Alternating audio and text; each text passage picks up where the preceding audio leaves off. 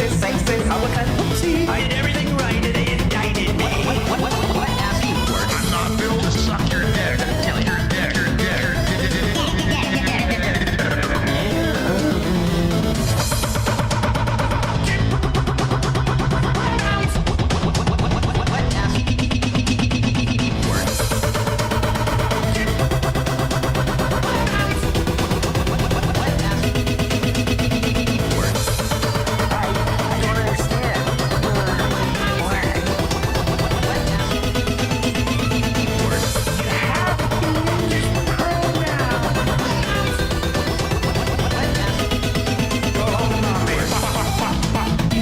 Racist, sexist, how it kind of oopsie. I did everything right and they indicted me.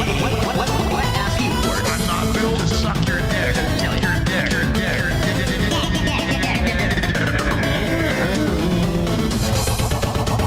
Augers, do it. Wait. Yeah. Augers, understand.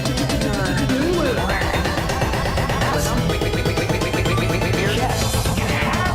Augers, calm down. Do it.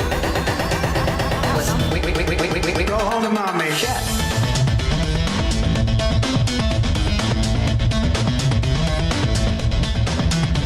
Dude, that was so funny when she said there's a global conspiracy to promote homosexual degeneracy.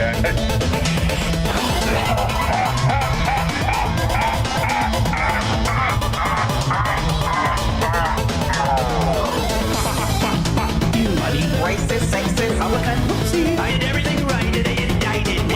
What ass you were? I'm not built to suck your dick. Tell your dick, your dick.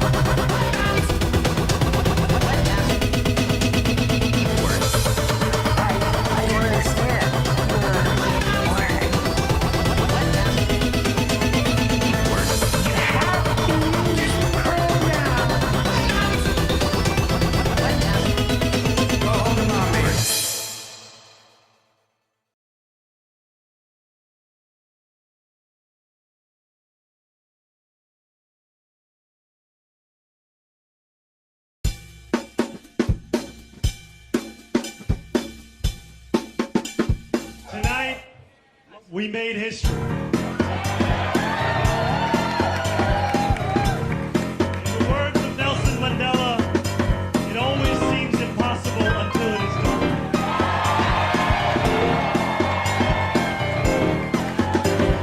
My friends, we have done it.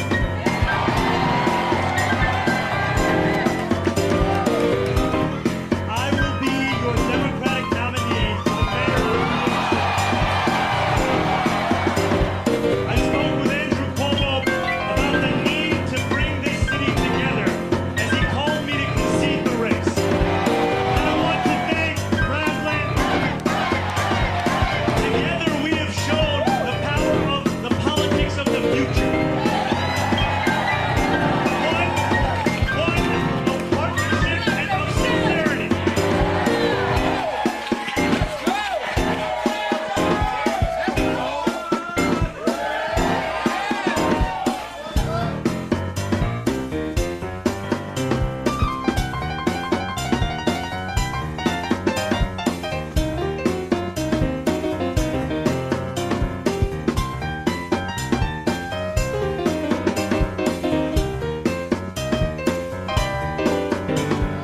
Today, 8 months after launching this campaign, with the vision of a city that every New Yorker could afford, we have won.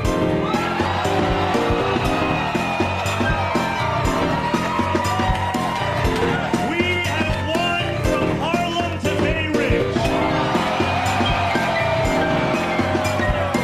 We have won from Jackson Heights to Port Richmond.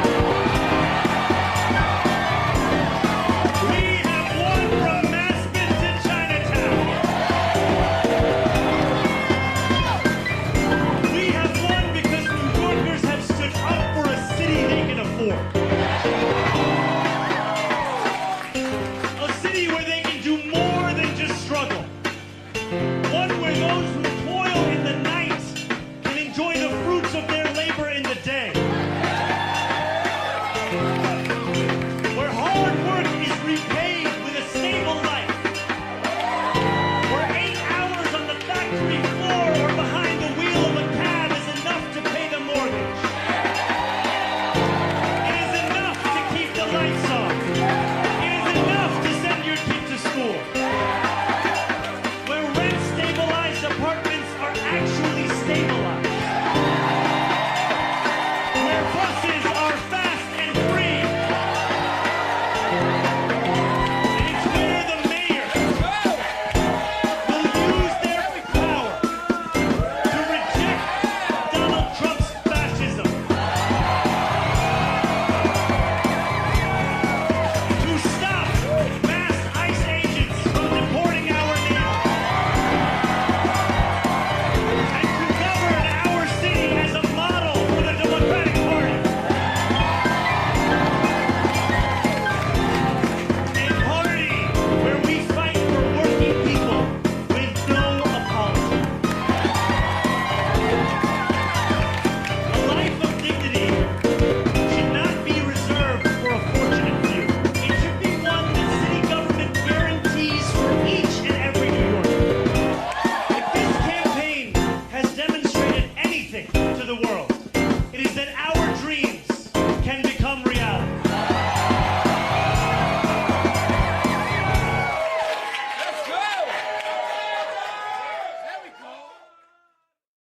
Hell yeah. Hello, everyone. Hello. Jazziest dog in existence, indeed. Jazz Dog, the jazziest dog we know. Hello. Hello, Cliff. Hello, Aska. Hello, Matatiahu. Hello, Superjet Guy. Hello, Cliff. I think I already said hello to you. Damn it. Hello, Sweet Blasphemy. Hello, Mr. Malachite. Hello, Snogan. Hello, Salty Turtle Cupcake. Hello. Hello, Max Danger. Hello, Latzia. Hello, Mabs Alicorn. Hello, T-Lafe. Hello, Mithril. Hello, Stygian Skunk. Hello, Big Jerry. Hello, Sage. Hello, Banana Brains. Hello, Stardust Vice. Hello, Yannick de Newburg. Hello, how we doing, Spherical Man? Spherical Man does whatever a Spherical Man can. Hello, Bisbee. Hello, Zaron Joy. Hello, the Broken Pancreas. Hello, Liz Galahad. Hello, Judgment Free Zone. Hello, Quigley. Hello, Jackie. Hello, Addercop. Addercop. Hello, Vox Boxman. Hello, Kiva in Defer. Hello, Rosie. Hello, Spoonser B3. Hello, Webmage. Hello, Dustin the Damned. Hello, Cane Dog Lover. Hello, Nimbleline. Hello, Gamer G. Hello, Samantha Maydib. I feel like maybe I'm getting closer to getting that one right. Maybe. Maydib. Hello, Groove Tumbleweed. Hello, Nine-Tailed Witch. Hello, Pharaxiel. Hello, Algoschism. Hello. No, damn it.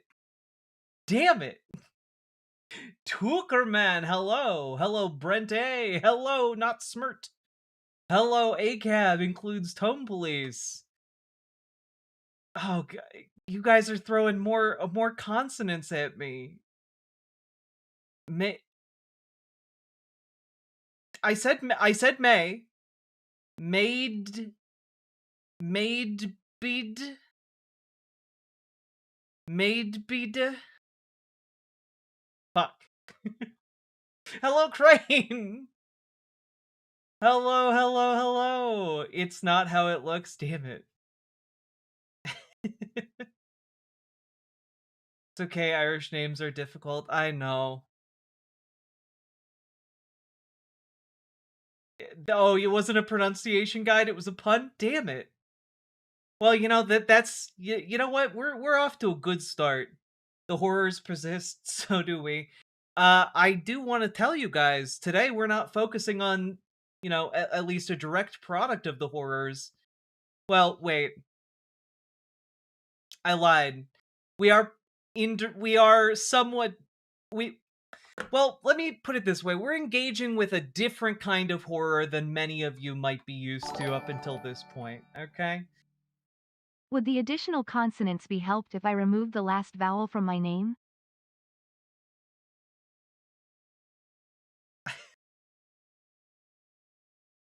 Yes. Thank you for the $5 dono. And thank you for being the first person to support stream today. There we go. Folks. Do we get to finally finish Holy Mac today? Maybe. It depends on how much of a different thing we go through.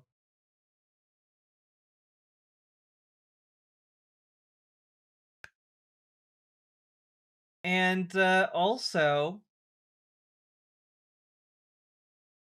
yeah, I'm just gonna come straight out and tell you guys we're gonna be climbing those mountains of madness once again. It's been a hot minute. It's been a hot minute since we heard this silly man's ideas, and yet I found one of his videos that I can't say no to. I just can't. Analog horror, that's the closest one that is there to correct. I'm trying to think. Should there be any additional dono goals for today's stream? Hmm.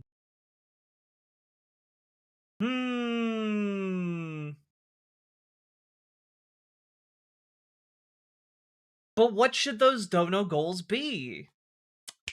I know. I have a dono goal in mind where I can shit on the left and the right at the same time. Ho ho ho! On the libs and conservatives? I think that would suffice as a dono goal.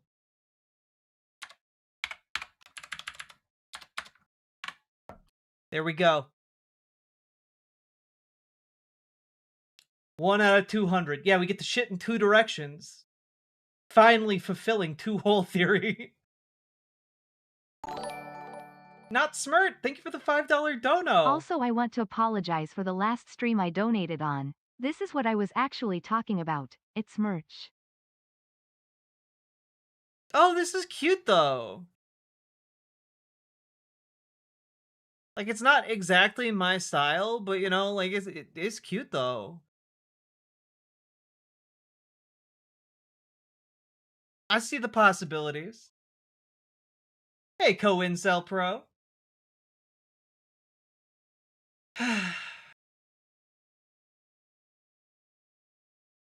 Can we do Drader instead? Rod Dreher? No, we can't do Rod Dreher. I do want to, in the near future, take another swipe at Ross Do That, because I fulfilled my promise to you guys. I listened to that Megan McArdle, Ross Do That, Ben Dreyfus podcast where they talk about Epstein. And you know, it it was just kind of gross listening to a bunch of people smugly talk about the Epstein files. It was it was real gross. Like they were just like chuckling about how they're all in the Epstein files. And it was gross. Like also a weird amount of apologia for, oh, it was just normal for adult men to want to fuck underage teenagers back in the day. Like, and then of course after talking about how normal it was, then they'd be like, of course we don't think it's right that it was normal to do that. Was that the We Are All in the Epstein Files podcast? Yeah. Yeah. I listened to it today while I worked out. Weird selling point, but okay, yeah.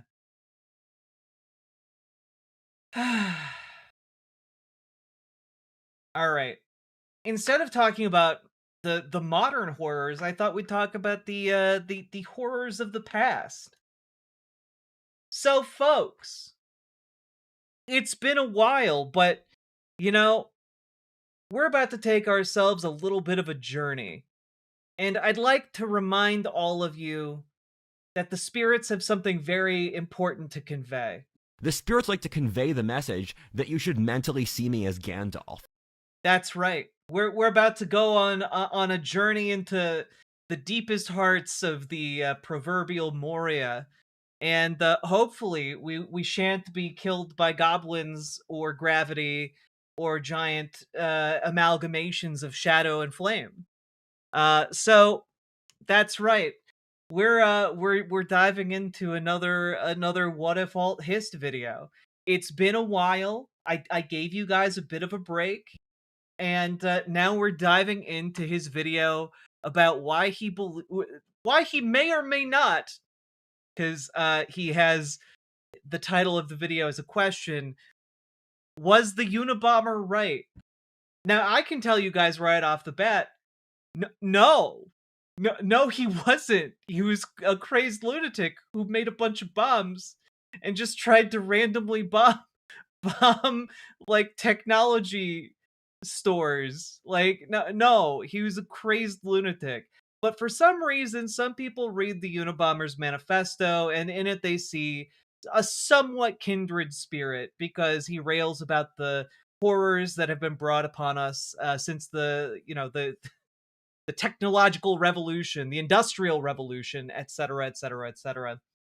And so for those of you who don't really understand like the mindset of the Unabomber is out there essentially saying, you know, a reign of terror from 1978 to the mid 90s, just randomly sending bombs every so often to try and terrorize the country into giving up technology.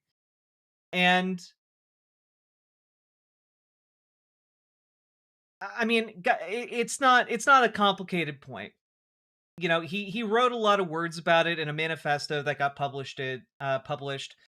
But essentially, it really boils down to he hated the left, which includes in his mind, you know, the socialists, the communists, the gays, you know, anything nominally on the left. He also hated fascism explicitly because he viewed eco-fascism as a left-wing ideology. And essentially his main deal was just a prescription that humanity was at its best when we lived in harmony with nature, and that we should go back to that, give up all this technology nonsense. And that really the problems of modern society and modernity and the left in general is, well, you're over socialized. You have come to rely on one another too much. And also just this idea that, like, well, the if we went back to nature, we wouldn't rely on one another so much. We would simply be hyper individualistic and be able to survive much better and be much happier and be at a much greater degree of peace. And of course, he wrote these things while poisoning his neighbors' dogs and building bombs to terrorize the country. And so, like, it's a bit it's a bit weird, to say the least. Ted Kaczynski was not a well man. Um yeah. And we're about to dive into another unwell man talking about an unwell man. I So heard about let's do it. We're doing it. We're just jumping right in. Here we go. When I was a child, I heard about this madman called the Unabomber, named Ted Kaczynski. He was this crazy guy who launched a bunch of bombs, and he wanted us to return to being Stone Age tribes, supposedly. He was also a genius who had a math degree from Harvard and built up a brilliant plan to destroy modern civilization. From all of this, he sounds like a classic comic book villain, but in real life. The sort of thing Marvel would make up. This also all occurred like 10 years earlier and was something adults still had in the back of their minds, but not something which they brought up that much. Something very important happened in the next 10 years after I grew into an adult. The world around us changed. I like to say that the only way I could explain the America we live in today to my childhood self is that we turned into a sci-fi dystopia. In this context, the attitudes towards the Unabomber changed.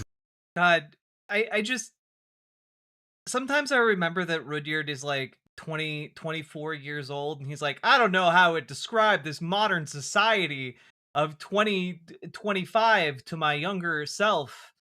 I guess I would have to say we turned into a sci-fi dystopia. It's like 10 years ago, we were already a sci-fi dystopia. Like, we've been a sci-fi dystopia the entire time.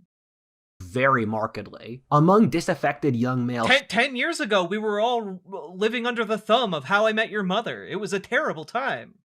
circles, he's become known as Uncle Ted. As the society we live in has deteriorated before our own very eyes, Well, and ever since 2023, he became known as Uncle Dead. Ta-dun. people have gone back through the Unabomber's work and thought a lot of it seems quite prescient. This video is meant to be... It's not. I guess I'm going to play my hand here. The main critique of Ted Kaczynski is that, oh, technology effectively ruined everything and has overstressed society, and so we need to get rid of technology. But, like, the reason we have so many bullshit jobs and the reason that, like, modernity sucks is not because of technology. It's because of capitalism. It's because of the commodification of literally everything that you can do. And that's what sucks about modern society. Like, vaccinations don't suck. Modern antibacterials don't suck. Like, actually, there's a whole bunch of technology that's pretty rad. You know, like, you can get online and play video games with your friends. That's pretty cool, actually. And all of the crappy parts are like the corporate bullshit jobs for the company that makes the spy software that is slowly assembling dossiers on every single person in the world. That's the part that sucks, right? The commodification of our entire systems. And like the thing that he's pointing out here is just like that would suck even in a more primitive like a more primitive civilization. Like it would still suck. Technology, like the existence of a lever, the existence of a plow doesn't make your life suck more. It's when the existence of a plow comes along with it a mandate from your boss that you now have to meet a quota that's 10, 50, 15, 20 times what it was before. You know, the technology itself doesn't suck. It's how capitalism demands the technology be used. And like where he goes wrong is just he blames technology for the system that you know, is imposing the labor upon everyone without capital. A sort of day in court for the Unabomber. As someone who never lived through the event, I hope to be objective about this historic figure. He died of suicide last year in federal prison in North Carolina, so I guess this is some form of belated I guess this video would have been from 2024 then. obituary. We will look through the Unabomber's life to see whether or not he was right or wrong. I hope to be objective.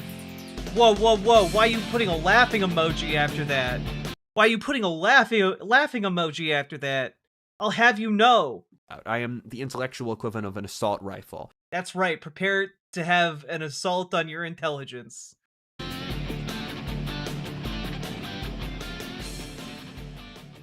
Hi everybody, I'm Rudyard the Woodafaltist guy, and the Unabomber wrote very extensively about the dangers of industrial civilization, and one of those dangers is data He died less than 3 years ago. I'm sorry, Ms. Molina.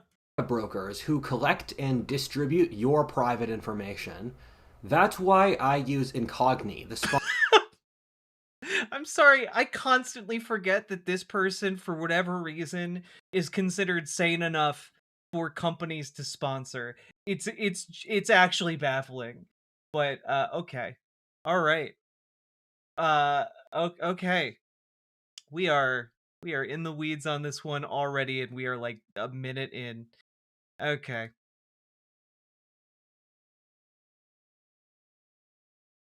God. How does this man get sponsorships? Well, it probably has something to do with the fact that a bunch of rich and powerful people have him keep coming on their podcasts.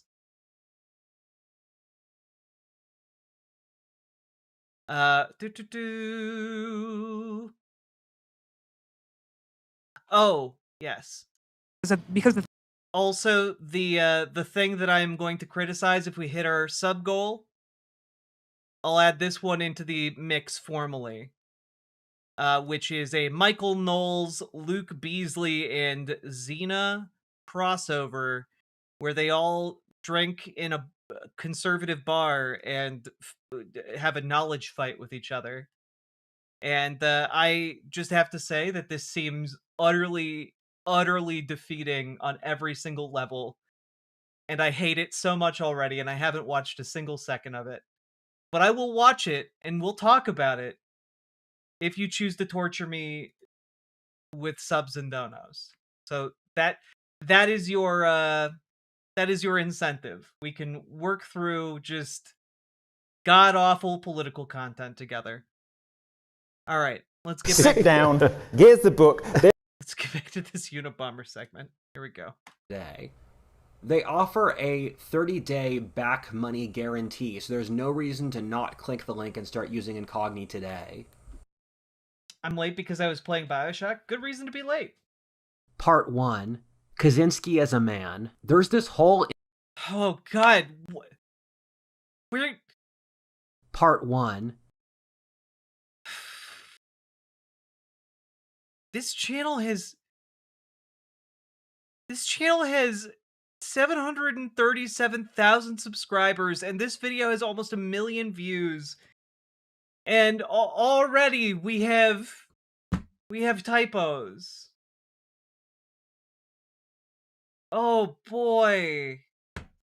Okay. Kaczynski as a man. There's this whole intellectual God, my expectations are low every single time we go into one of these, but like, they're clearly still too high. school of Death of an Author, which basically says you shouldn't judge authors for their own personal lives, but rather their body of work. I think this is a tool which was invented to counteract the Marxist tendency to trawl through the personal lives of authors they dislike, to Oh my god. Alright. Text walls have begun. Add-on sync, thank you very much for subscribing as we delve into pain. The reason I think the reason I think it's useful to study the lives of philosophers is that they are often, although not always, indicative of their philosophies. Let me phrase it this way. A successful religion has never been formed by an immoral man. What? What?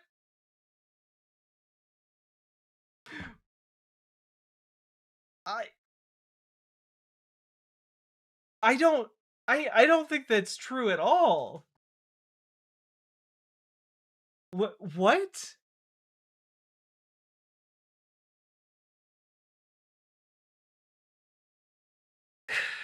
I mean, you can just look at, like, I don't know, Scientology. Scientology has a large base of adherents, and it's it's just God. L. Ron Hubbard was not a good man. Oh, my brain is breaking already. All the records of them suggested prophets radiate holiness in their daily lives. I see a yeah, all of the records of written by the people who wrote the religious texts. That's so strange. I see a lot of Nietzsche's philosophy of dominance differently when you realize he was a cripple for most of his life. Marx and Rousseau were complete flaming piles of garbage in their personal lives, which you can see in their philosophies, which fail when applied to reality. Well, but Marx wasn't writing about philosophy. Marx was writing about capital. They're different things. create ad hominems to discredit ideas they don't want to actually have to deal with at face value. I don't really like this mental model, though. If you read the history of philosophy, for example, it's really clear that the essence of a philosopher is imbibed into his philosophy. Another intellectual variant of this, as an example of Samo's founder effect, is the comparison of George Washington and Simón Bolivar. At the time, it wasn't at all clear that Anglo-America would surpass Latin America. Oh man, the phrase Anglo-America is cursed beyond all belief. Jesus. Keep in mind, this is pre-industrialization. Bolivar was a great leader with many good qualities, but he was prickly, poor at systematizing, and was driven by peacocking while making himself dictator. You look at his legacy, Gran Colombia fell apart and Latin leadership followed in his footsteps. George Washington was a man of profound honor and goodness who gave away power. American leadership had to follow his standard. Thus, we remained a republic. is the founder effect, which my friend Samo Berja discovered, or that the character of the founder of an organization can be seen replicated across its internal structure long after his death. With Kaczynski, as an individual, he lived a very interesting life just by itself. So let's look through that. Kaczynski was born into a working-class Polish-American family. Looking at his life, there's no way Kaczynski wasn't either of Polish or British Isles ancestry. If you gave me the biography and made me guess, I'd go for Scots-Irish or Irish Catholic. They're anarchic and crazy. Polish fits, though. They are the only historic republic in Eastern Europe, one who fought heroically for freedom against impossible odds. Yes, okay, finally. I was wondering how long it would take us to actually get to the first part of the video where he begins elaborating on his spiritual eugenics point of view. And yeah, we're 4 minutes in. We're a little 4.5, almost 5 minutes in. And yeah, we're doing you know, your character traits travel through your bloodline. So if you have a bloodline dedicated to justice, you know, your children will also be just. And I guess if you have a bloodline dedicated to anarchism and insanity, like the Scots Irish, you might also be anarchic and crazy. I just the fact that we're opening up with like genuinely insane levels of anti-Irish, anti-Scottish, anti-Polish bigotry is genuinely insane. Like I swear Rudyard is like a time traveler from like the 1700s with the classic 1700s levels of racism.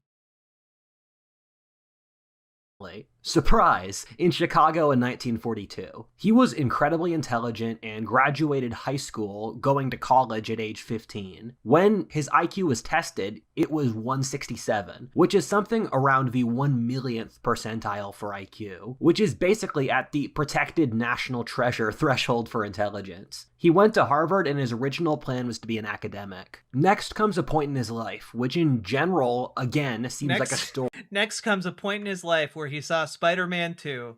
Everything between his going to college and Spider-Man 2 was a blur. But Spider-Man 2, that was some cool shit.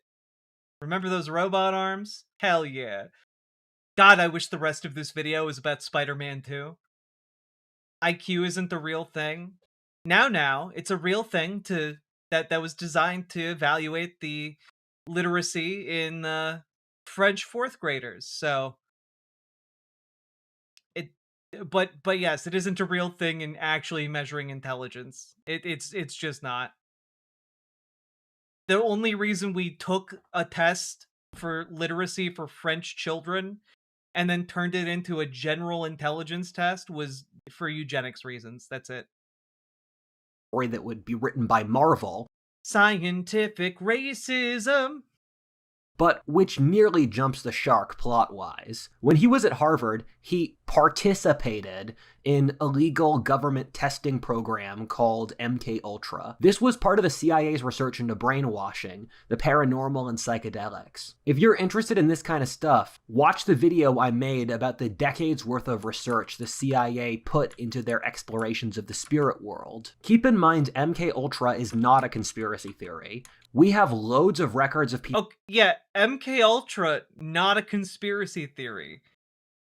The idea that throughout the project of MKUltra that the CIA discovered verifiable proof of a spirit world, that is just not true. That's just full on not true. I'm sorry. You think that we would still be investing trillions of dollars into AI if the CIA could open doors to the spirit world and like control, do mind reading, control people with the power of their mind? No. You think Amazon would need like a flock deal with their Ring door cameras in order to spy on your neighborhood? No, they would just get some psychics. God. People who were involved, and the CIA has even released their own documents saying they did it. Yeah, they released documents saying they did it, and then they shut down the programs to investigate the paranormal because they were yielding no results and wasting money. Ultra involved the CIA using psychedelics, hypnosis, sensory deprivation, isolation, verbal or sexual abuse, and sleep deprivation. Another important variable is that when the CIA realized that MKUltra would get out and would make them look very bad, they shredded a lot of the documents. This really does beg the question, What else were they doing that they don't want us to know about? Keep in mind, this is a government agency that releases what it wants us to see. We've seen other stuff come out in that time period of the CIA manipulating the news, doing research in the spirit world, manipulating.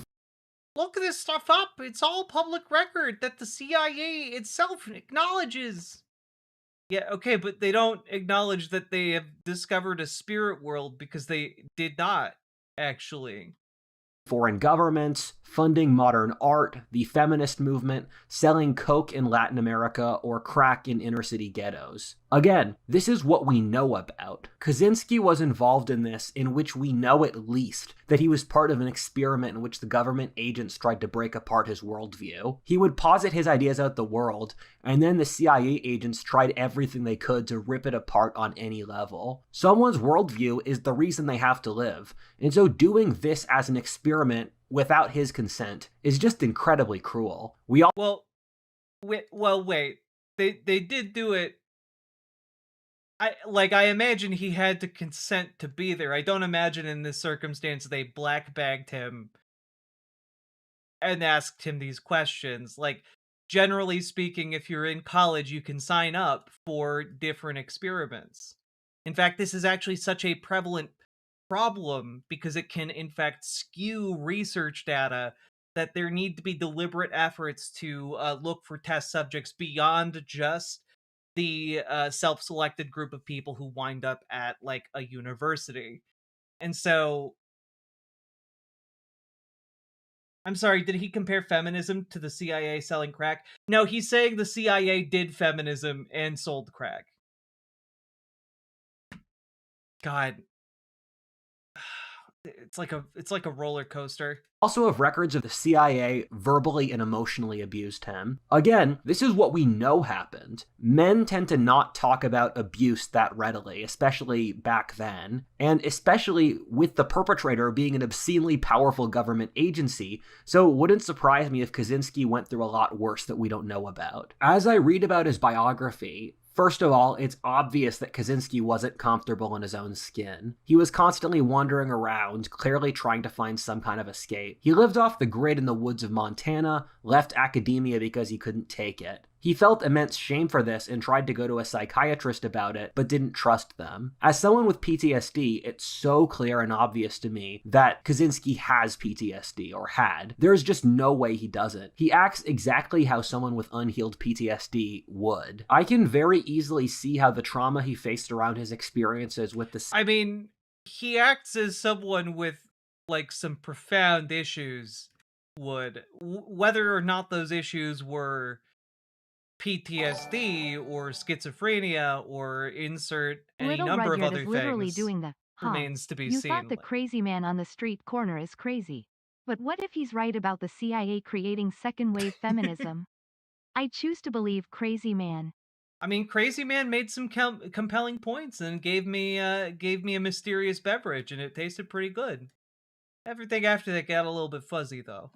CIA would inform his views on modern civilization, in that this faceless bureaucracy did something objectively evil and then faced zero consequences. He saw firsthand the bureaucratic state of the banality of evil, having no qualms about manipulating human nature to make people more docile or brainwash them. I can immediately hear people saying that his trauma made him biased, but what I would say is let's look at his ideas out of their own merit rather than looking for an ad hominem takedown. What? You literally opened this up by saying looking at the events of somebody's life informs how you view their philosophies, and now you're like, but don't use any of the events from his life to inform your analysis of his philosophy. He's just a little birthday boy. Like, good God. Choose a lane. After his murders, Kaczynski was diagnosed with schizophrenia. I don't want to overextend my armchair psychologist credentials in that my only pretensions to this field are having read a few dozen books on it, but I don't get any sense that he was a schizophrenic. I know what paranoid schizophrenia looks like, and it's not that. Through reading his manifesto,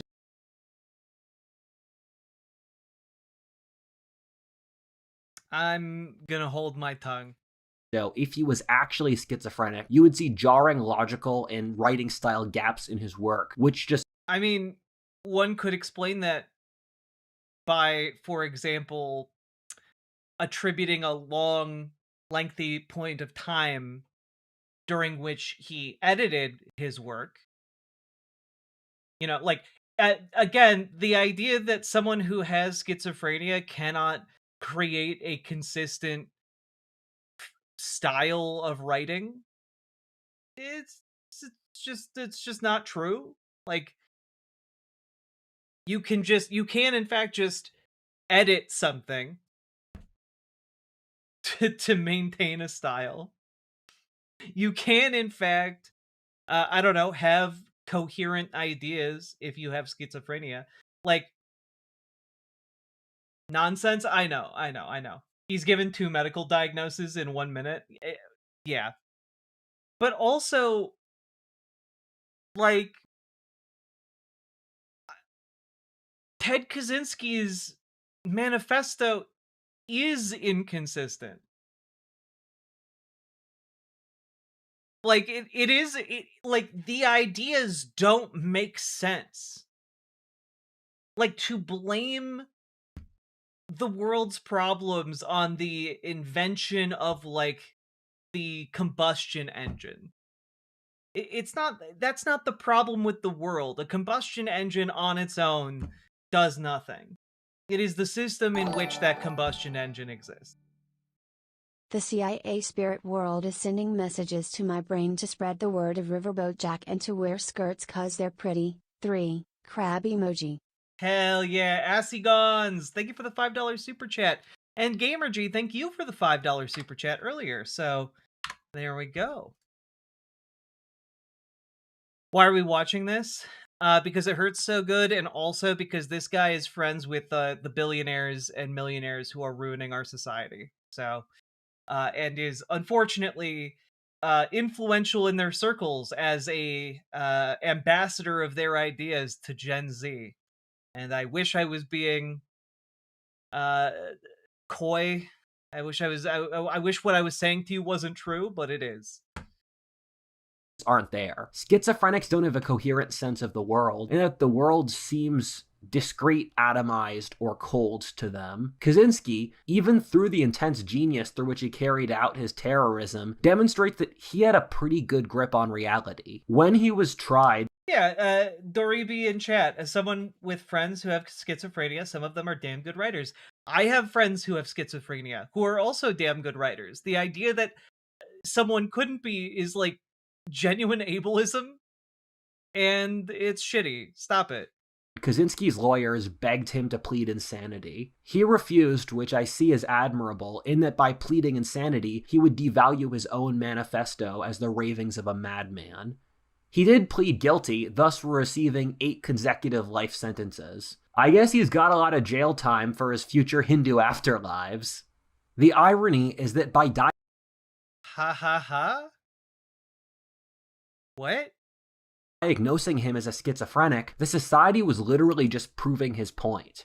One of the great ironies I see personally is when a system or person literally validates what you just said with their actions after you told them what they're doing, but they lack the self-awareness to realize they're doing it. Never, ever stop reminding people these sons of bitches, and their entire right-wing ecosystem was propped up by Epstein and Bannon. Yeah, and now that Epstein is gone,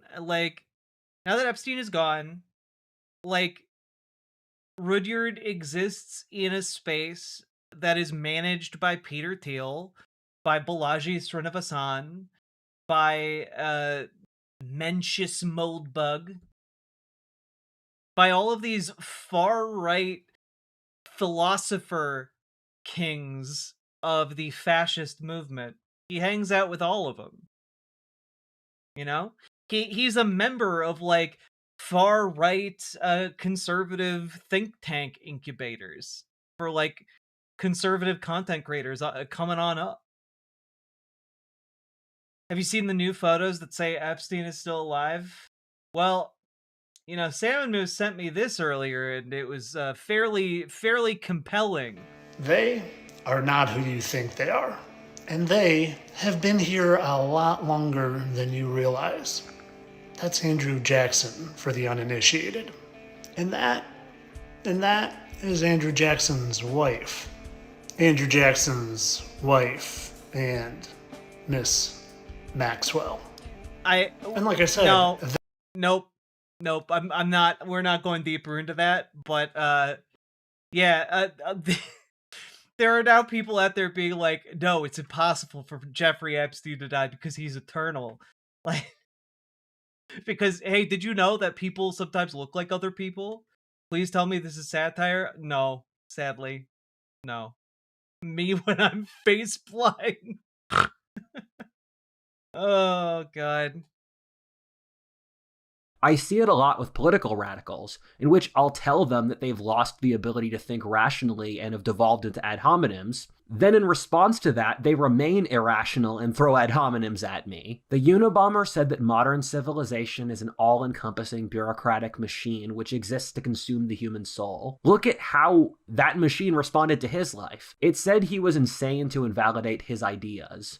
Recognizing his sanity would be too difficult since we'd have to think about whether or not he was correct. I mean, you can still think about whether or not he was correct even if he had a mental illness. Like, that's...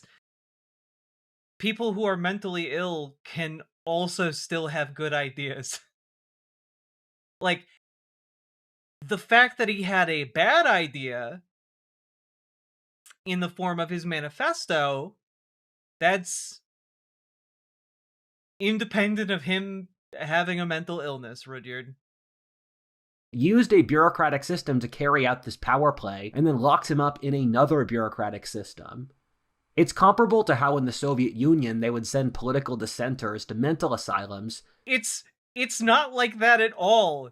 He built 16 bombs and killed people, permanently injuring several others. Like, I think in total, like, his bombs hurt, like, 25 people? Was the manifesto the bad idea, or was mailing those bombs the bad idea? Yeah, who can say? Since if you weren't acclimated to the society, you were, by definition, not mentally adjusted. Modern society does this very well, telling dissenters they have anger issues or are repressed. Just look at the authoritarian personality. The authoritarian personality was an assessment of the causes of Nazism after World War II. It's created by a very small subset of progressive Jewish academics. Uh-oh. It feels like this is all going a certain direction, don't you say? Don't you think, everybody? Uh-oh. The conclusion they came to is that authoritarianism and social conservatism are the same thing, that they stem from tyrannical parenting. This is a very Freudian idea that we need to let go of repression and responsibility to be psychologically balanced. The problem is that this very clearly propaganda. We're just missing words in here now. Authoritarianism is not inherently rightist in that far more authoritarian deaths have been precipitated by communists than fascists. However, this idea is the origin of our entire political discourse. To weaken the patriarchy and oppressive family codes, alongside lessening racism, we prevent more Nazis from arising. I would just like to say, this is the big thing. Like, he is correct in here in that authoritarianism can be perpetrated from the left or the right. He's correct about that, but like, the argument that derives from the fact that communism, as you know, formatted by the USSR and China under Mao, like, killed more people than far right conservative fascism or authoritarianism rather. Like, that who killed more is irrelevant to the conversation about authoritarianism being left wing / right wing / both. The death toll is irrelevant in that conversation. as an example, which was a psychological manual that became incredibly popular in that it basically created the modern political spectrum and culture in about a dozen different ways, which I explained through this text wall. It said that conservatism, or being against leftism, was a mental illness caused by... I mean, I would argue that, yeah, weakening patriarchy and oppressive family codes, lessening racism all would help prevent Nazism from rising again. I do think that those things would help. They're not sufficient on their own, but they would help. Also, Airbnb, thank you very much for subscribing over on Twitch. Repressive parenting. Thus, we had to make parenting more permissive so we could leave behind our racism and irrational conservatism. With all this going on, the Unabomber didn't get tenure in academia. He had tried to become a math professor, and many of the teachers or co-workers he worked with have publicly stated that he was one of the most intelligent people they had ever met. His area of study is again math, which I could see very easily from the logical structure through which he wrote his manifesto. He developed some new, incredibly advanced mathematical theories that one of his colleagues wrote only about a dozen people around the country are capable of even comprehending it. Kaczynski developed a theory that our society is based off doing surrogates for real things. It's an idea I see reflected in Baudrillard's simulacrum, or that everything in our society is a fourth level abstraction of something real. Junk food is an abstraction of real food. So No. No! It's just food. It's just a different kind of food. It's not an abstraction of food. You can eat it. You derive energy from it. Now, in the sense that it's processed, sure, but processing food doesn't make it not food. Oh boy. Oh no. Oh no. Social media of real community. Walmart of a general store. We do things like play video games since the actual things that video games simulate, like hunting or waging war, which our ancestors actually did, are too destabilizing to the complex interconnected machine that is industrial civilization. This is very obvious in academia. Oh boy. No, they're just fundamentally different activities. They're not abstractions of anything. They're just different activities. Oh boy. Yeah, this is really smart if you're not. Exactly. Like an actual abstraction would be like, I don't know, words, you know? Like telling the story of doing an activity is an 0. abstraction of doing that activity. You know, like, and then maybe you come up with an additional abstraction of that story in like a symbol, and then that symbol is like a double abstraction of the thing that you did, right? Like, these are different layers of abstraction. But saying, well, a candy bar is an abstraction of food. No, it's just food. Also, Coconuts Julius, thank you for the $10 dono. Very much appreciated. Oh, God. All right. In which academics are the most over-socialized demographic. Just out of curiosity, I'm going to look up the artist on this.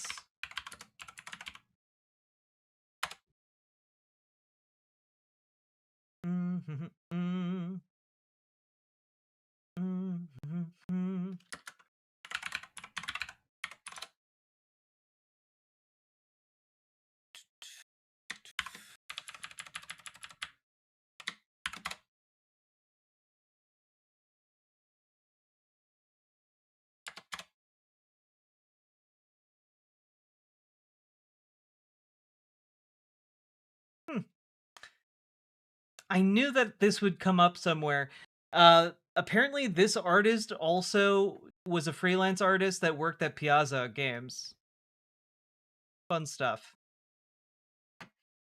out there. If you know academics, you know that they, as a demographic, with some exceptions, are cowardly, envious, anxious, process-driven, and stuck in their heads. They are exemplifications of the over-socialization, which was the main crux of the Piazzo. Sorry. Unabomber's critique of Paizo? You know the one that does Pathfinder. Modernity. I can empathize with Ted that while he was thinking about the great issues bedeviling modernity, he saw their exact reflections inside academia. Yet academia lacked the self-awareness or wisdom to see his ideas at their own face value. Academia today is a bureaucratic machine which doesn't reward genius anymore and just spits out engineered products which benefit their class interests. No. No. I mean, yes, in one sense, which is that, again, Rudyard is not equipped to actually critique anything along capital lines. He will make vague gestures towards class interests, but there's not like an economic class, you know? Academics are just working class, you know? And their work and their workflow gets dictated by capital.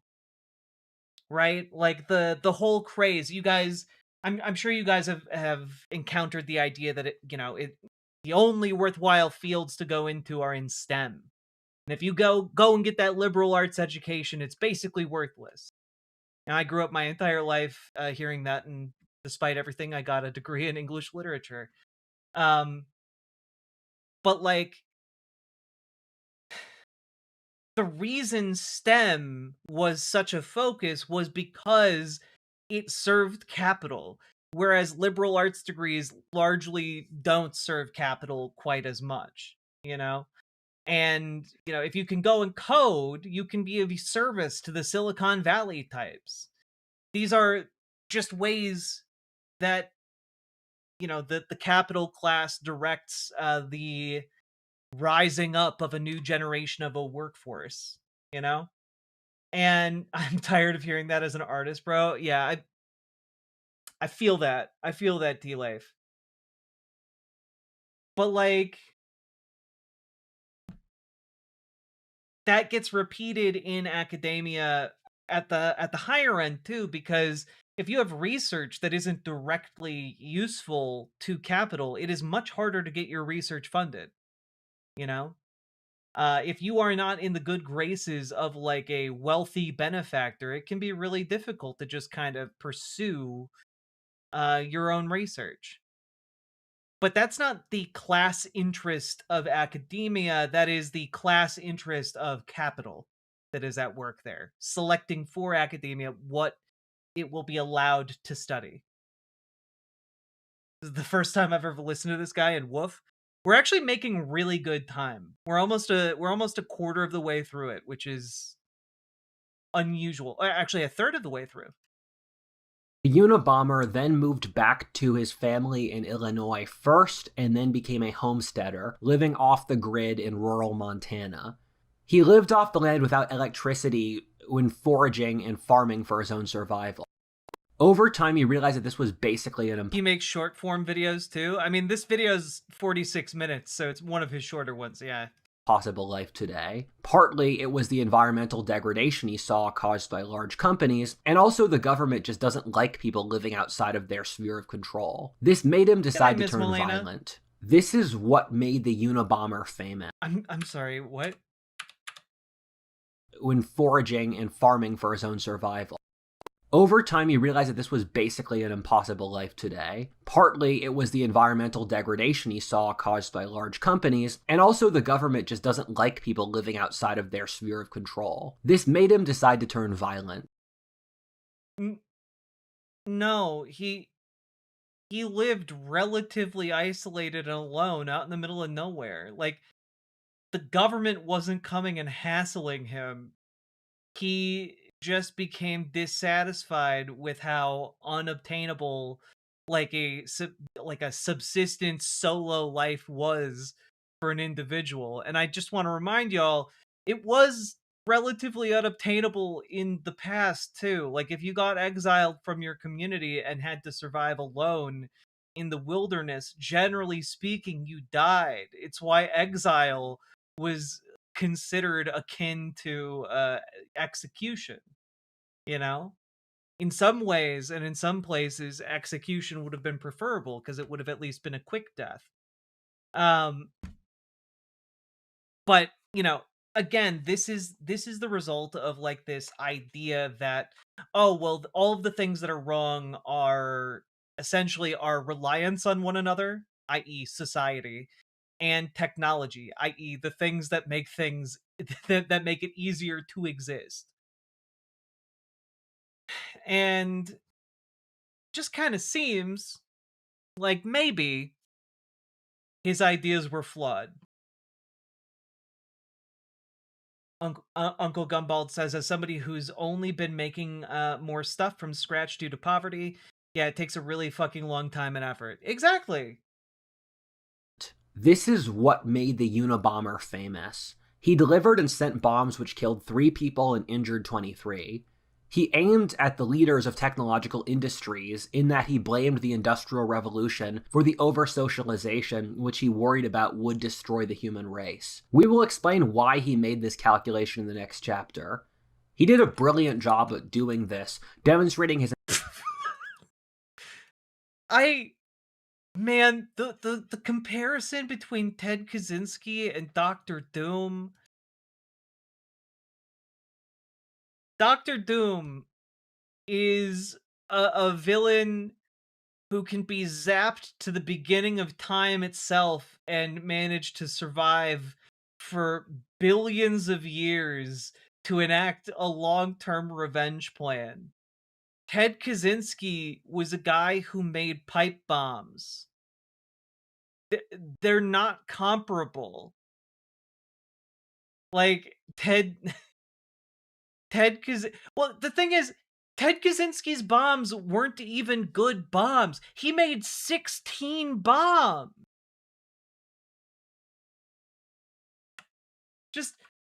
Let's just take a quick look.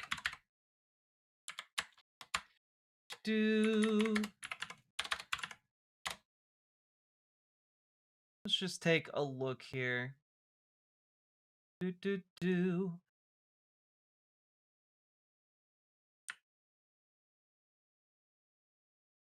Damn it. Accidentally exited out. Here we go.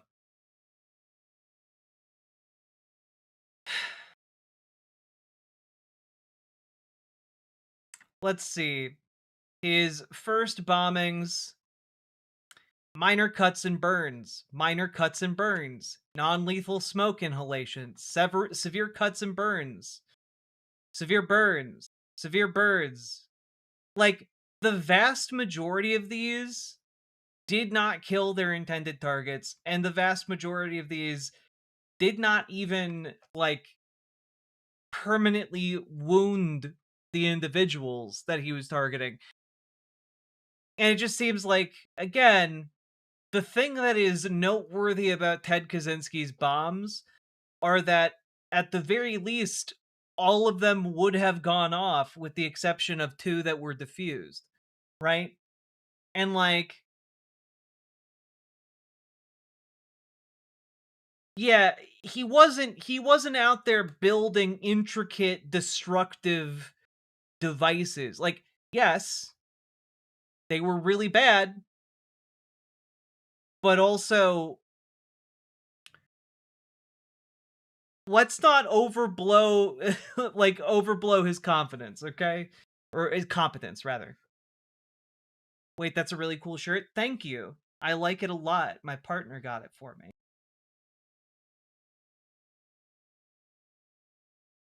Intelligence isn't purely academic. He did such a good job that the FBI couldn't find him for the longest time, turning his crimes into a sensational national story. The name Unabomber stems from the FBI case, University and Airline Bomber, given Kaczynski targeted airlines and universities which specialized in technology. His goal was to make these fields terrifying for people to work in, thus slowing down technological development. He was only caught since he told a major newspaper that he would stop killing if they published his manifesto. His brother was able to study the writing tics and style that the Unabomber used. His brother gave the government a lead on him, turning him in. The feds were finally able to capture him in his isolated Montana cabin, sending him to jail. Part 2. Over-socialization. Oh boy, you guys ready for Rudyard to talk about the left?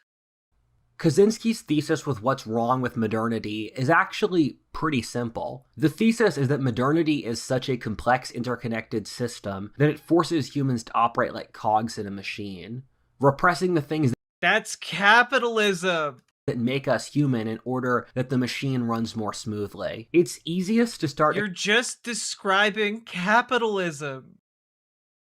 It's not the complexity, it's capitalism, stupid. Explaining this by giving one example I've found which does fit into this logical scheme, that being family structure. For most of history, as I've explained in this...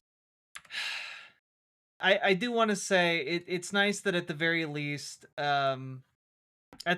this map is completely unusable due to the font being unrecognizably tiny.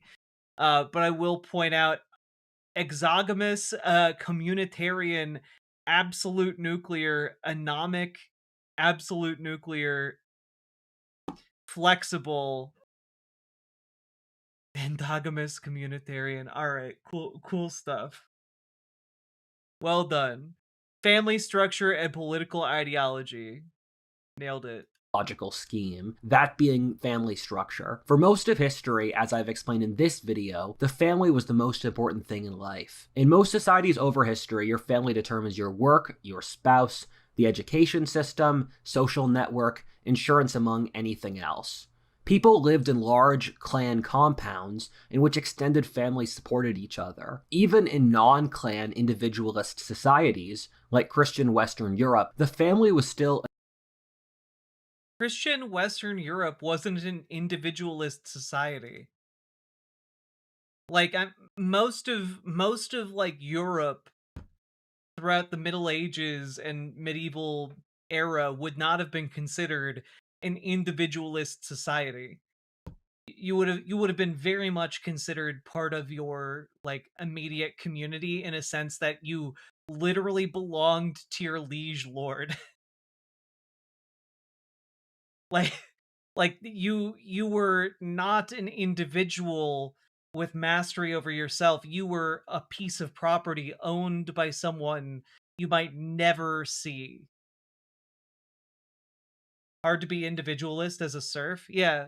An incredibly integral aspect of daily life. If you look at family today, and this isn't just true in the Western world, you can see that it's a shell of its former self. Half of marriages end in divorce. Yeah, I mean, in medieval times, if you were like a true individual, you would be like exiled to like live outside of the town. Like you'd be a nomad traveling from town to town. Maybe you'd be a tinkerer or like a medicine woman or something like that. But like that would be just about it. You wouldn't really be able to rise above that station ever. Most young people don't get married. Marital happiness rates have crashed. It's completely normal for family members to never see each other or not even really like each other. This is something that the rest of history would view as completely incomprehensible or even... Why? Wait, are you trying to say that like family systems in the past all liked each other? Just like, oh yeah, if you were a peasant, they were all one big happy family. They all liked each other, those peasants. You don't get a choice. In a lot of societies around the world where like Rudyard would hold them up as like happier families, like your marriage is arranged. Your like the idea here would be instead that actually we have more freedom so that we can choose partners and spouses that make us happier, that allow us to reach a more harmonious state, as opposed to the past where you did not really have a choice, or at least not that many choices. even evil. What happened in modernity which precipitated this? I recently read an interesting book called The History of Work. It talks about how people's daily work has changed over human history. One of the fascinating things it talks about is that the family was super important in a pre-industrial society, given the family was the dominant economic unit. There's basically no parallel in the pre-industrial world, except for slavery, of clocking in at a giant company and then working 10 hours a day, 5 days a week. Almost everyone were independent renting farmers or self-employed. No. That is, in fact, extraordinarily incorrect. You were not considered self-employed. You were not considered independent. Like, up until the rise of, like, highly specialized jobs like blacksmithing, that was really, like, one of the turning points here, where suddenly you had maybe a rise of specialized craftsmen, uh, a rise in the power and influence of guilds, a pathway towards independent wealth. But that took literally hundreds of years to develop. It like the idea that you would be considered self-employed at all is bizarre. You would live on a liege lord's land, and they would demand of you a certain amount of tribute. And if you didn't make that tribute, like, you could be executed or exiled. This is not like, oh, you're paying your rent. This was like, oh, are you going to be able to be a community in community with others, or are you going to just perish? Turn bandit. This is like scuffed Jordan Peterson, impressively sad. Indeed, isn't it? Celebrating the era of Henry VIII and espousing the importance of family values in the aristocracy as a choice, right? Well, also, I don't even think he's like talking about the family values of aristocracy. I think he's trying to make an argument that, like, everyone, the general population was considered free, and that's just absolutely not the case. Besides them, you had craftsmen, merchants, or the nobility. All of these were family businesses. Keep in mind that pre-industrial Europe was incredibly moderate by the standards of this stuff. What this meant is that the family was critically important to this society. You had to get along with your family. No, in this period, you would have gotten the phrase, "it takes a village to raise a child," largely because villages helped raise children. The idea that, like, it was an individualist nuclear family affair is just absolutely not the case. Since your dad was your boss. Then when your parents were old, you had to take care of them. The husband and wife was an economic unit in which the husband secured resources and the wife took care of the children or passive tasks. You have more kids since they're free labor for your small business. This all made perfect sense. Again, the idea that you had a small business at all is like a complete misreading of this entire era of history. And seemed completely intuitive and obvious to everyone involved. The idea of entrenched social classes or castes made sense given your family supplied your work, education, social network, and spouse. Thus, people ended up associating with their own class, which crystallized. You can also see why the state was incredibly weak in these societies. Well, also, yeah, people... Wait, the state was incredibly weak? What? We're talking about, like, a state where, like, people could just, like, roll on in and kill anyone they wanted, and no one would be able to do anything about it because they had a monopoly of force. What are you talking? Oh my god. Oh my god. Okay. Yeah, the state was weak in medieval monarchy, the a system just below absolute monarchy. Oh man, this is driving me nuts. Part of my educational background is in medieval history. This is driving me absolutely up the wall. In which, in most pre-industrial societies, 70% of the state's budget went into the military, while the government made up something between 1 to 5% of the nation's total economy. Yeah, so 70% of the budget would go to the military, and you're saying they had a very weak state? I guess weak in the sense that it couldn't do a whole lot of things, but it was very strong in the sense that it could kill peasants very easily. While in most Western countries today, it's between a half to 2/3. The family performed all the functions that the state does today. Likewise, you can see why religion is incredibly important, since without the ability to have rules for interpersonal relationships, the entire society falls apart, since it's all There were rules for interpersonal relationships. They were called the law. Like, they still had laws. Oh boy. Hmm.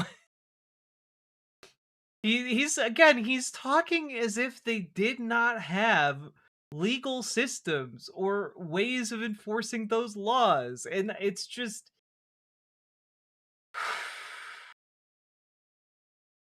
based upon social relationships. Let's look at what industrialization did to this. Firstly, if everyone lives in a big city or a suburb, the sorts of communities that developed in pre-industrial villages naturally can no longer exist.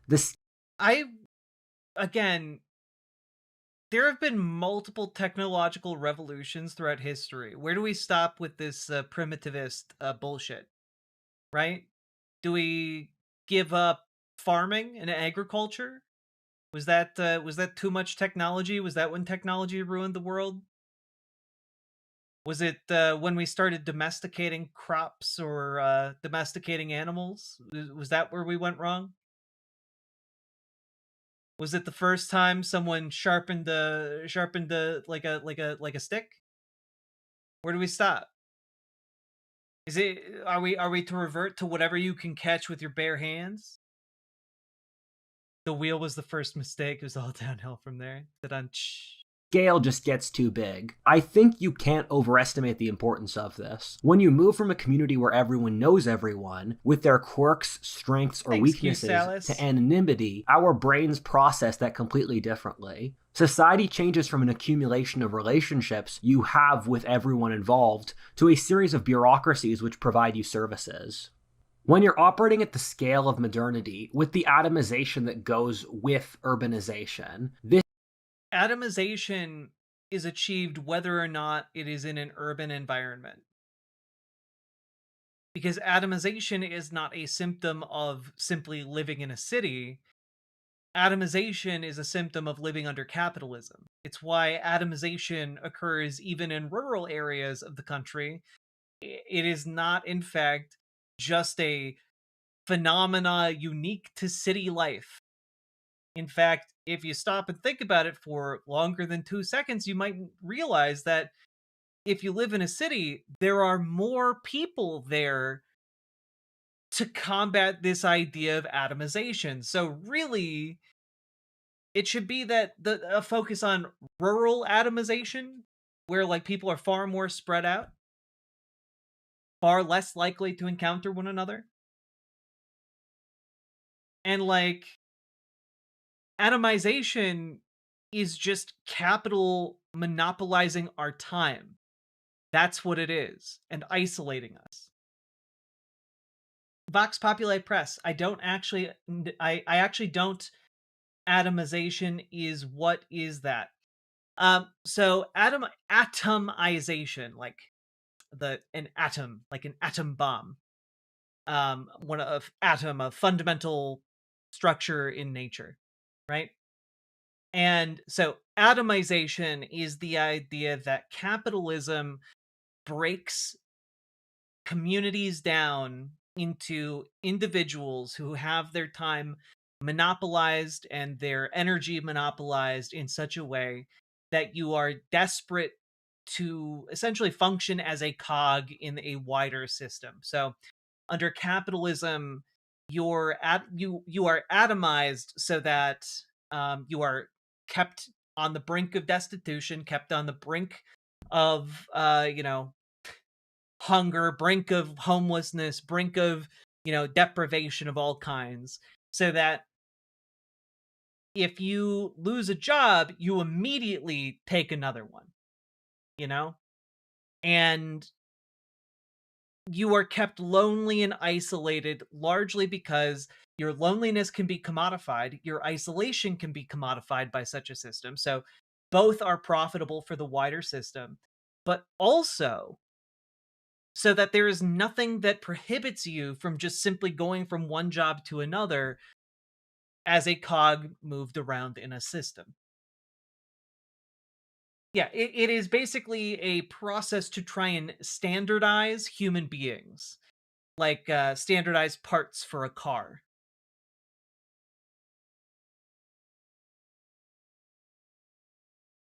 This means that bureaucracies fill the void which community and family used to. Yeah, this sounds almost like Marx talking about alienation from product of our work. I mean, yeah.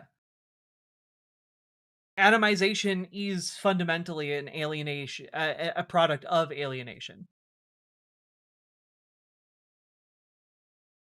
Rather than working on the family farm, dad works at a big company. We're at the point where 75% of adult women work, which is statistically more than any demographic wanted. Thus, the wife also works independently.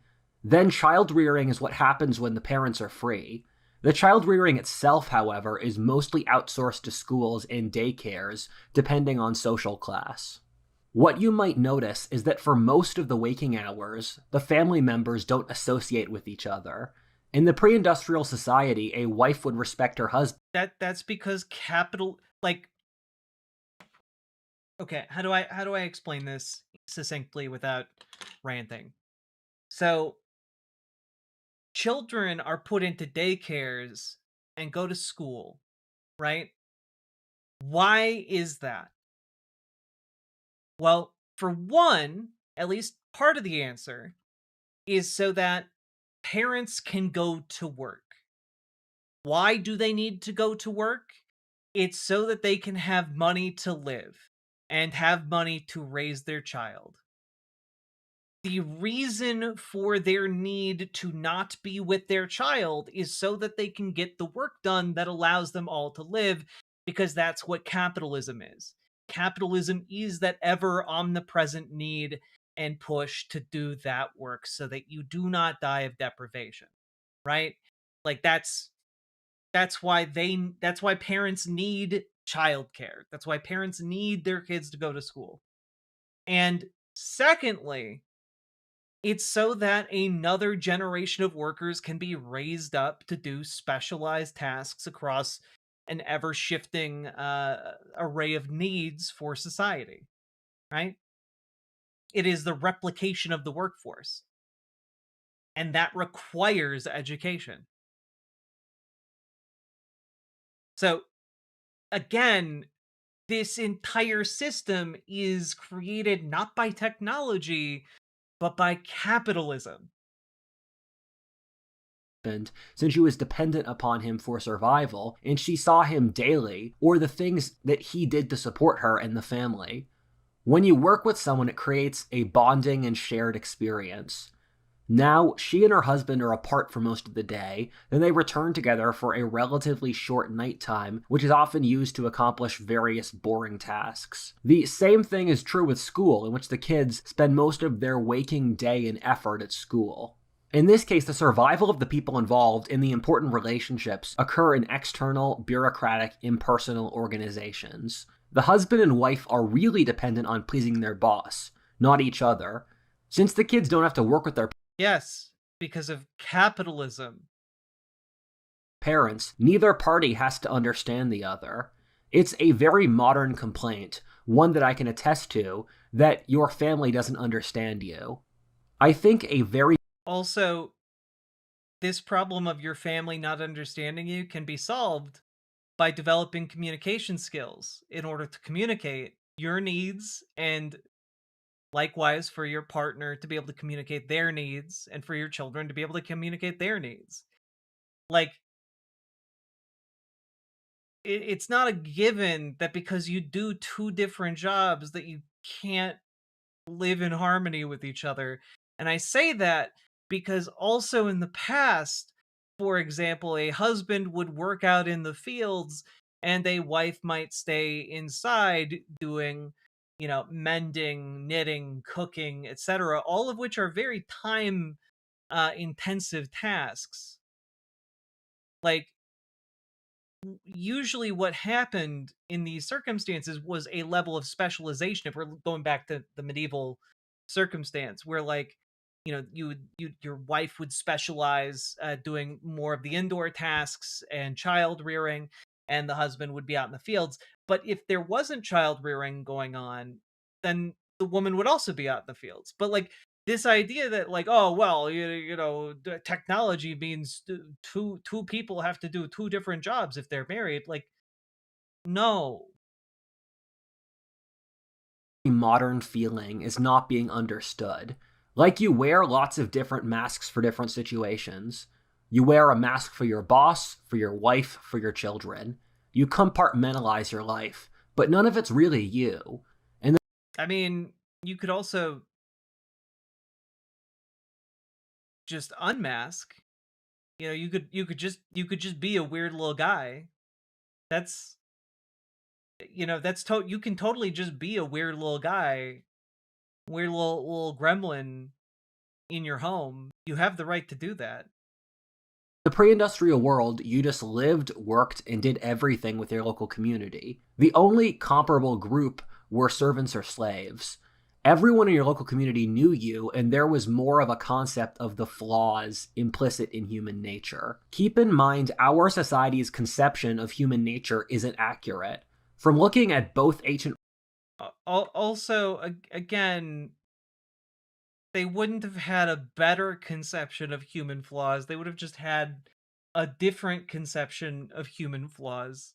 Wisdom in modern studies, humans tend to under-prioritize material wealth or comfort for happiness and over-prioritize interpersonal relationships, community, and religion. This is why historic societies lived in poverty, as do people in the third world do today, but they can be happy. Thus, the weakening of all this stuff isn't a side effect, it's the main course. You're creating this silent gnawing pain inside the modern world, something which is so personal you'll never get people to talk about it, but which is secretly killing society slowly. There are two depressing things at the Industrial Revolution which have negative social effects, those being scale and standardization. For a symbol of how these operate, let's... So true. It was really bad that our ability to manufacture things at scale got so good. It really sucks to have a million of a bunch of different things that people need. God damn. This man is rage bait on legs, right? It's nonstop. Never get people to talk about it. Conservatives won't shut up about it. Yeah. As an atheist, the rampant anti-capitalism is sad. Anti-corporatist is the answer, not communism, which is what many have embraced. I mean, I am anti-capitalist because capitalism inherently concentrates wealth in the hands of a few, and we're currently living with the results, which are less than ideal. As corporations consolidate more and more, we are, in fact, more subject to their whims, more subject to their extraction. Our entire society is more and more destabilized as they buy more and more political power for themselves. And ultimately, it is not a sustainable model for a society. The idea that it's simply, oh, it's corporatism. It's only if we just confine capitalism just right, it'll be fine. Like, no, we tried that. We tried that like 100 years ago, and ever since it has been a long grinding process to try and make things just as shitty as they were 100 years ago. Because we have a door open that allows these corporations, even if it's illegal, to buy political power. These corporations, or capital owners. They buy up power until they effectively run your government. Luckily, we still have a few levers left to utilize, wherein we can, mobilize ourselves and organize along democratic principles in order to perhaps get enough change that will allow our society to continue. But like, it's a very near thing.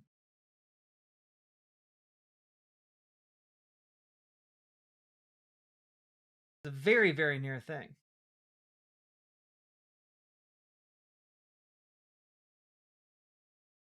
Because communism is strictly atheist and I will oppose due to what happens every time. I don't think you know what communism is. But we'll just keep on moving. For the record, communism is a stateless, classless, moneyless society, and to say, "Oh, what happens every time?" We've never seen a stateless, classless, moneyless society at scale. Let's use the example of an old-style factory. You know, the kind that Henry Ford made, in which every person had a job of attaching a little bit to a car. There was a French author of the time who wrote, "Imagine the life of someone whose entire life is to put the screw on that bolt." In the pre-industrial world, you had a concept of the pride of craftsmanship, and you literally knew the person you were making the cart or the axe for. Certain eras of history end up naturally... No, you didn't. No, you didn't. There were traveling tradesmen. There were guilds that would be contracted to make things for towns, but they didn't necessarily know the people they were making it for. God, come on now. Selecting for certain traits. For the Industrial Revolution, it's those two traits being scale and standardization. In that, the societies which resulted in standardizing a process or increasing the size. I mean, Dirk, that's like saying it's impossible to go to the moon because no one's ever done it. You know? Like the thinking of, oh, well, it's impossible for a man to fly because no one's ever made a flying machine. Demonstrates a failure of imagination. Were able to crush those who weren't. For example, family farms are no longer the way most crops are grown in America, given giant agricultural empires using industrial-level equipment and owning thousands of acres naturally outcompete them. This is a process which we've seen play out over the last lifetime, in which in 1920, 90% of Americans were either self-employed or worked at a small company.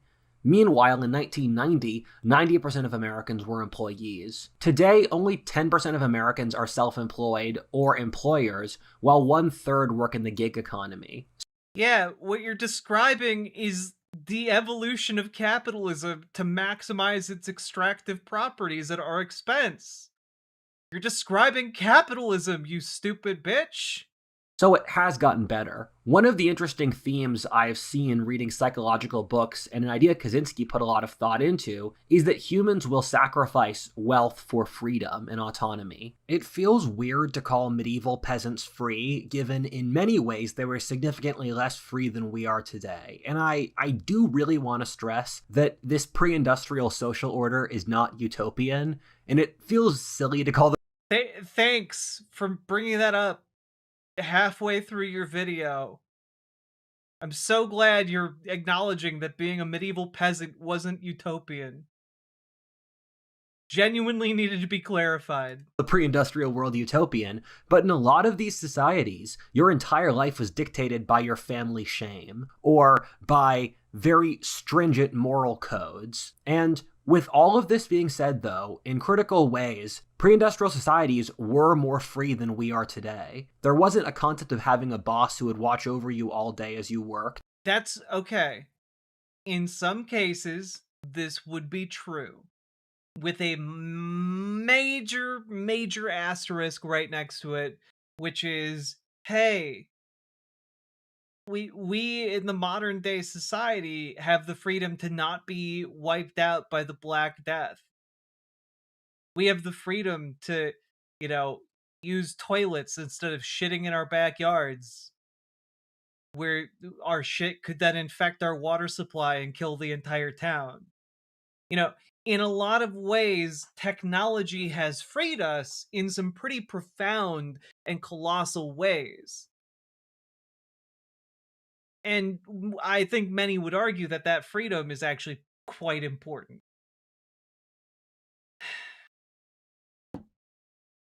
God. Yeah, we don't have to spend 90% of our lives doing backbreaking labor in order to not starve. Exactly.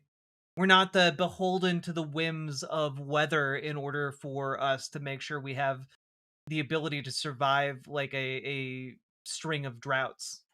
A regulatory system, rules of conduct, and all that stuff. Once you study pre-industrial anthropology, you find that people just lived their lives. There wasn't a sharp separation between work, family, religion, community, government, or the...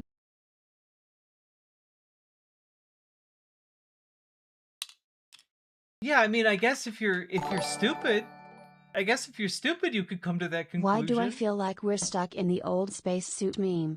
Wait, it's all just capitalism? Always was. Kinda. Thank you for the $10 Canadian Kazooie. Much appreciated. I just this is an infantilization, right? Like, again, the idea like, oh well, if you look back, they're really just living their lives. There was no barrier between all these other parts of their lives, and like, yeah, because arbitrary categorization is like we do it to ourselves and we do it to people of the past. You do it both ways, and if you just arbitrarily take away those categories, you can also look at modern life and be like, oh yeah, people just go and live their lives, man. It's actually not difficult to do the exact same thing to people who are alive right now.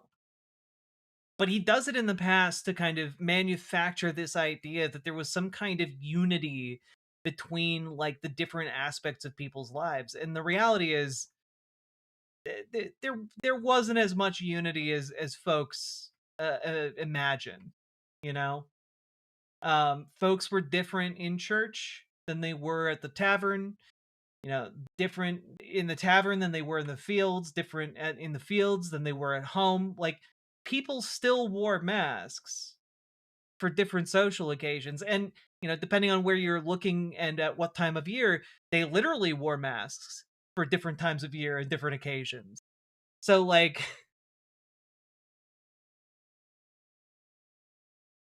this idea is just not accurate.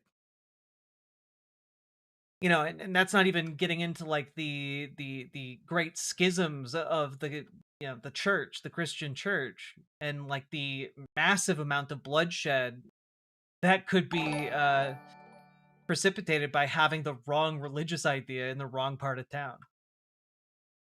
Opulent Koi, thank you very much for subscribing over on Twitch. Appreciate you. I am very proud of the mental horsepower you have. Indeed. I'm very proud of all of the mental horsepower you're all exhibiting right now. PC Schwartz, thank you for the $5 dono. Every time he's actually talking about the effects of capitalism, I want to shout, "It's capitalism, stupid," like a game show catchphrase. The issue is he's like a far right fascist. Like his issue is that like fundamentally he cannot bring himself to critique capital, because doing so would be to embrace a leftist idea. Whose clip was that? That was Rudyard. Nation. No concept of working a 9 to 5. In the pre-industrial world, there was no concept of being employed. A lord or master craftsman would have servants or apprentices. Given they lived with their boss, there was more of a concept for responsibility for their lives. Well, yeah, because you wouldn't have an employer-employee relationship until the advent of capitalism, where an employer pays the employee a wage. Which, again, one would understand if one were to read, like, I don't know, the opening pages of Das Kapital. Like, yeah, obviously there would not be a conception of employer-employee until capitalism existed. as people, not just employees. The thing is that they existed to perform tasks. The servants or apprentices lived with the Lord and did what needed to be done, and then just went back to living their lives. Work in the pre-industrial world was largely seasonal, with a few... Yeah, Dirk, I don't know what you expected. You came into a socialist's chat and started talking about how you hate communism. I don't know. People are going to argue with you. Months of heavy work and then months of doing nothing. Whether or not people worked more hours... Well, okay, wait. To living their lives. Work in the pre-industrial world was largely seasonal, with a few months of heavy work and then months of doing nothing.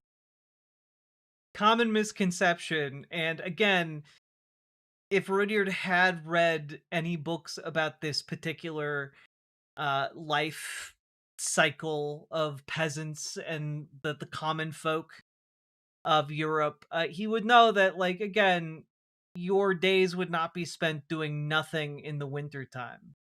There was still much work to be done, just not a lot of work to be done in the fields. You had a lot of work to do otherwise in order to, survive the winter. Oh boy. Whether or not people worked more hours than today in the pre-industrial world. I frequently hear people say stuff like medieval peasants worked less hours than modern people. The thing is that a time period like medieval Europe was long and varied by a bunch of conditions like region, time period, or social class. For example, in the 1100s, the good times of the Middle Ages... no, actually.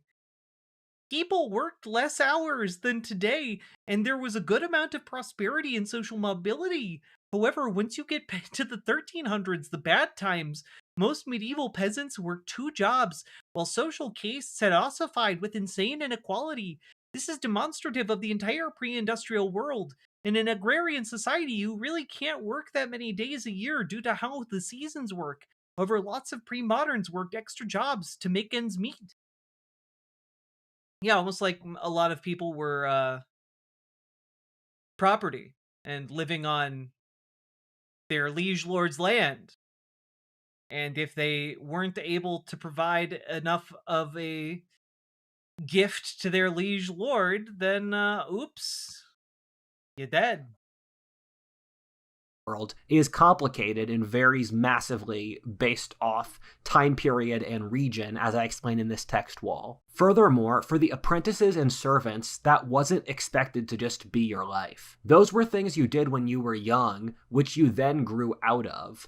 An apprentice to a craftsman would later become a master craftsman, often even inheriting the business. There was a huge social crisis in early 19th century England when you had this whole social class of people who ended up working in factories for their whole lives as employees. This was seen as unnatural. There was an attitude that an employee wasn't a real man, and thus had no real right to get married. A lot of the discourse around Luddites and Marxism during early industrialization was due to the social turmoil the Industrial Revolution did to the traditional self-employed social structure. The modern school system was explicitly designed to break people's will to make them easier industrial employees. We have Thank God, he finally said something that was correct. Huzzah! Huzzah! We found it! The one correct thing! Loads of historic records of how difficult it was to get pre-industrial farmers to acclimate to modern work. They would show up for work hours late whenever they wanted, take days off randomly, would refuse the work their bosses gave them, would talk back to their boss, and everything like that. We literally have records of the founders of the American school system around the turn of the 20s. It is worth noting, he brought up Luddites, like a minute ago or so. It's worth noting that, like, if you don't know what a Luddite is, I'm sure many of you have heard the term before, like, oh, what a Luddite, for someone who just hates technology. But Luddites are essentially a movement dedicated to opposing technological advancement in factories, not because technology itself was bad, but because under capitalism, that would then lead to like lower worker pay and like lower quality of goods, and essentially they were making a stand to oppose like worker exploitation. And so in some extreme cases they would smash machinery in order to they would continue smashing machinery until their employers met their demands.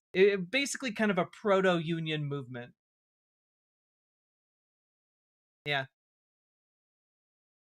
Cool stuff, actually. Luddites were cool as hell. 20th century, literally saying their goal was explicitly to do this. For more info, watch my video on this topic. Keep in mind, we don't remember anything we learn in school past. God, I wonder. I have such a morbid curiosity. I wonder if he brings up the fact that our modern schooling system is literally predicated on eugenicist ideas that were essentially implemented in residential schools. Like, yes, our school system is designed to create a factory ready workforce, but it was also built off the back of the residential school system used for indigenous people. Let's say age 12, and none of it is used for adult life. The reason we still have school is that the skill they're selecting for is ability to sit still, to work long hours, compliance, and the ability to memorize or regurgitate information, make mechanical calculations, wake up early, and skills like that. Pre-industrial people would view school as incredibly strange and even tyrannical. Wait. Yes. You have strangers raise your kids, you tell them what to do without the parent knowing. It's also mandatory that you go to school. Well, wait. Pre-industrial people would have been pretty comfortable with the fact that other people in their village or town would have a hand in raising their kids. Because again, you can't watch your kids if you need to go into the field. Just obviously. Interesting book I read, and in fact one of the most interesting anthropological books I've ever read, is The History of Manners by Norbert Elias. And it's about how manners have changed over Western history from the Middle Ages onwards, and it shows a lot of really interesting underlying points.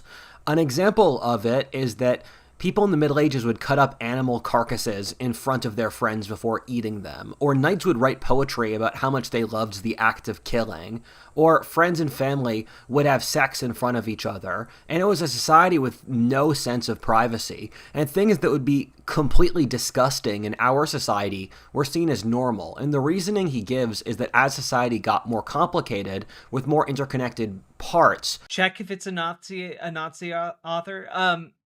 It is not a Nazi author. However, it was published in 1939 in German in Switzerland, but had to be republished 30 years later due to the fact that, World War II was happening during its initial run. So, not a Nazi, but written in 1939.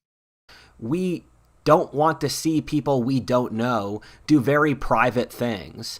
And that makes sense, being the other side of Kaczynski's thesis of over-socialization. It feels very strange to me that I'm talking up the pre-industrial world this much, given there are very, very obvious negatives to the pre-industrial world. Firstly, on a daily basis, I try to be grateful for the material comforts which our era of history gives us. Infinite food, incredible medicine, rapid transport. Why were Luddites cool? Because they frequently won worker reforms for themselves and their communities through their activism. Transportation, great entertainment, birth control, political freedom, air conditioning, infinite free learning. There are so many incredible benefits to our era that once you mention all of them, criticizing it feels insane. However, at the same time, you look into the soul of our... I mean, you can criticize the modern era selectively. Like, you don't have to criticize... When criticizing modernity, you don't need to just criticize... Well, if you're criticizing modernity, you need to criticize the technology and the social structures and X, Y, and Z. Like, no, you can actually just be like, these social structures are bad.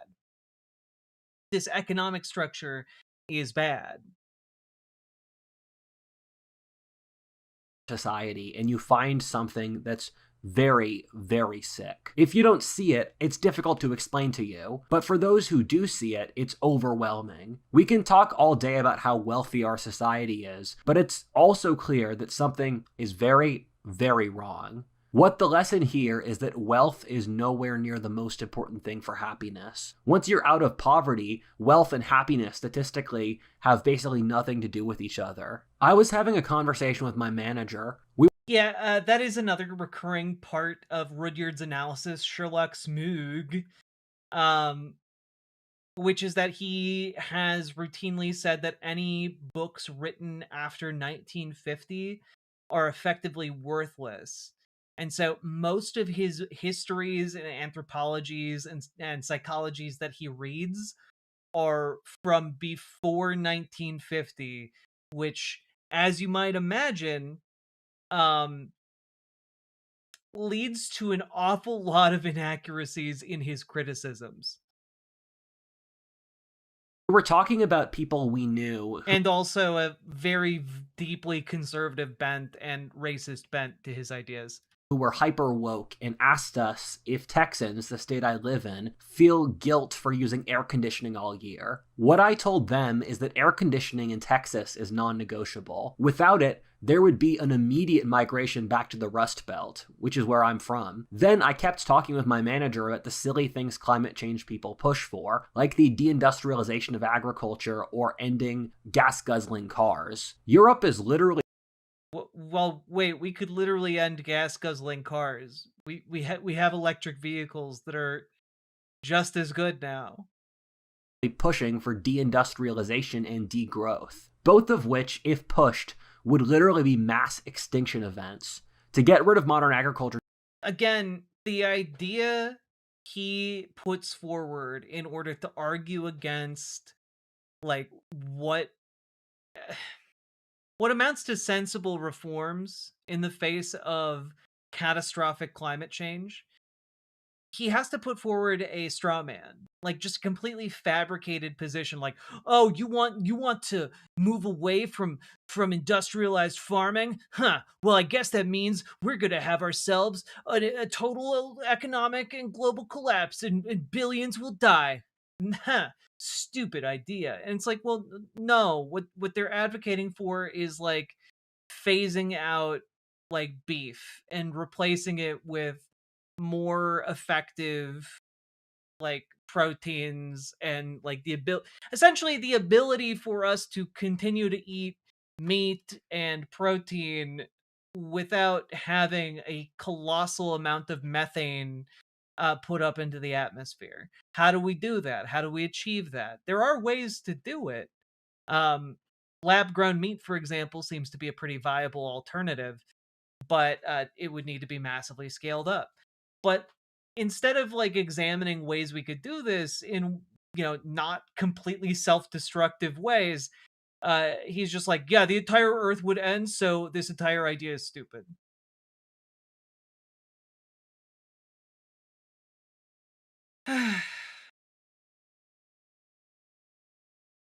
Today would be the death of billions of people. Meanwhile, they won't look at real issues pushing climate... Oh, so Jack wants everyone to eat bugs. You heard it here first, Patriots. Yeah, exactly. Nailed it. Change. For example, being China or India installing another 100 coal power plants, and the real solution, which is nuclear energy. Then my manager and I reached the same conclusion. Oh, God. Just,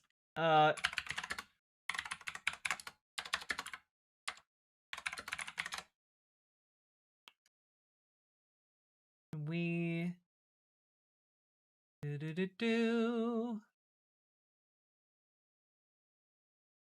I need a good map. Not map. Chart.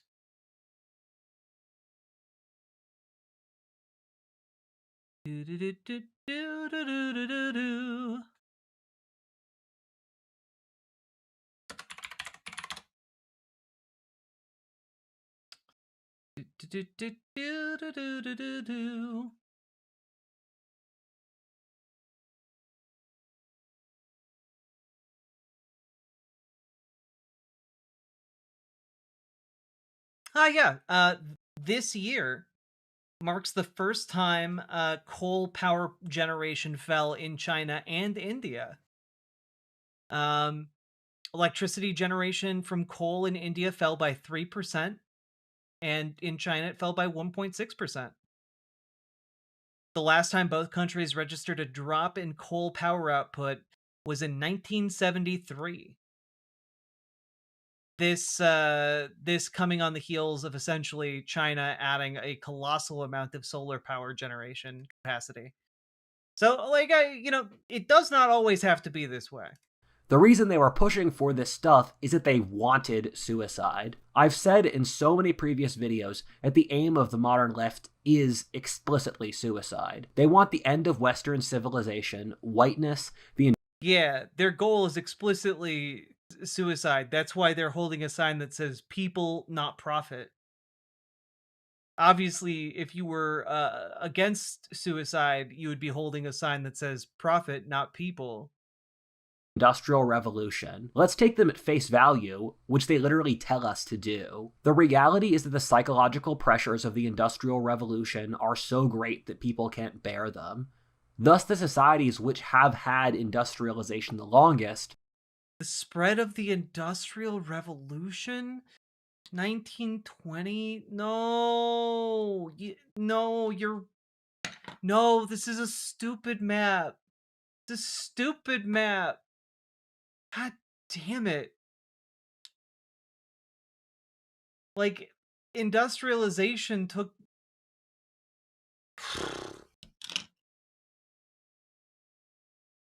I'm just thinking, I'm looking at the map of the United States that says 1920 to 1930, and like, yeah, obviously a lot of factories were built during that time, but industrialization started much sooner. Like, the Industrial Revolution started in the 1800s.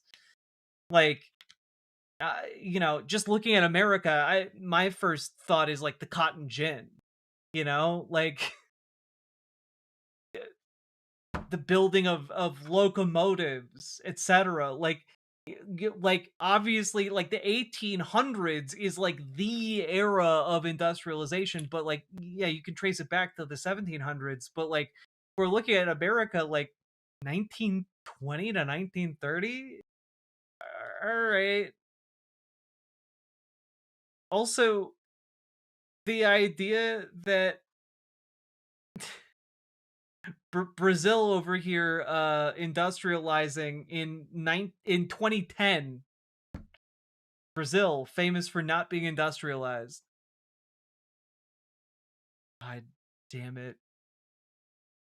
This map is a doozy. like Northwest Europe or the Northeastern US, are the areas attempting to commit suicide the most. Keep in mind, we're the exact same crazy monkeys as who were living in tribal communities of 100 people hunting mammoths 100,000 years ago. Could we really expect them to make the jump we did with the Industrial Revolution without some issues? What are you... Okay, just, I know this is small, but like... hunting mammoths. This is actually a really sophisticated form of hunting. Like, using fire and projectiles and like handcrafted weapons. Like, this actually represents a huge technological leap from not having any of these things present. Like, just in this crude caricaturized drawing of this time period, like, they're already living in an era of huge technological change and upheaval. Like,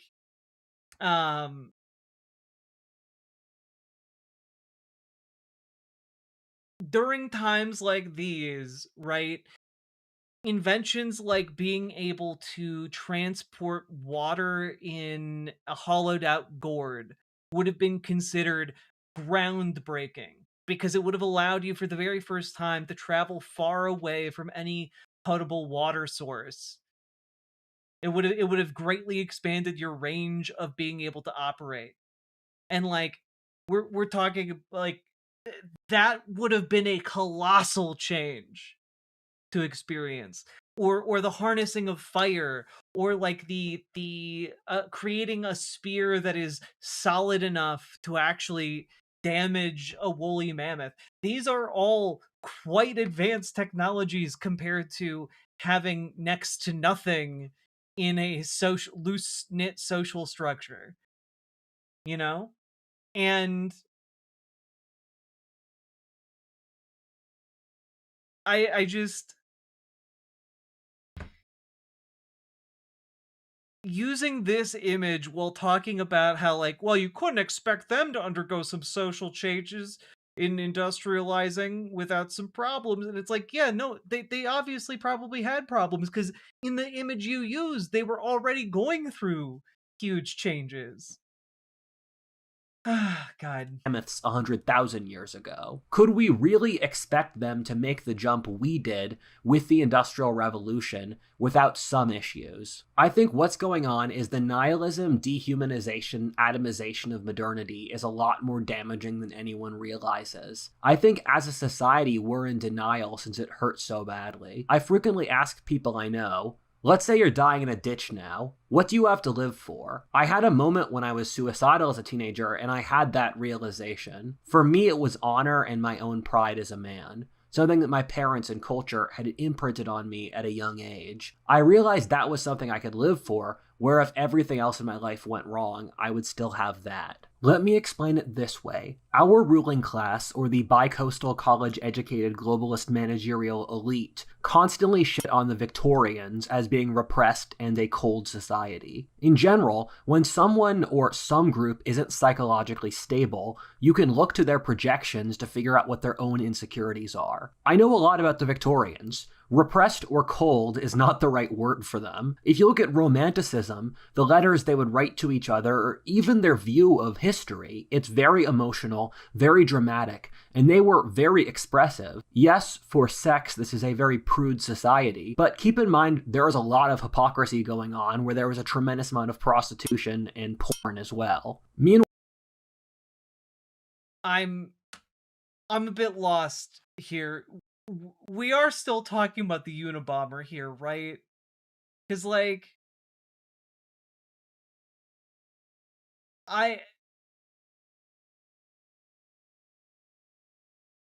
if we're talking about college educated people, I'm one of those, and I took a lot of liberal arts courses and history courses, and people weren't really in those courses or out of those courses shitting on the Victorians. Like, they weren't doing that at all. Wait, this video is about the Unabomber? Yeah, it really is. We've gotten so far in the weeds.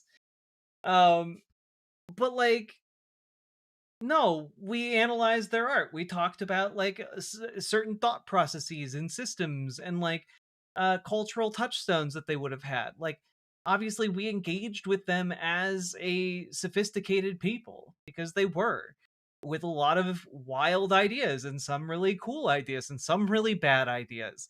And the idea that, like, oh, well, you all just shit on the Victorians and think they're all cold, and it's like, no, they're people just like any other group of people in history with their own foibles and ideas, failings and loves and losses. Like, this is just like manufacturing a problem where none really exists. That's true. The Victorians did eat a lot of mummies and used a lot of their dead corpse fragments to make pigments for their paintings. In fact, it would surprise me if, for example, for our something like this, or maybe this, incorporated mummy brown. Yeah, people in the Victorian era, people thought that mummies might have some kind of restorative power, so they ate a lot of mummies. The wealthy ate mummies, and also they turned mummies into pigments for paintings.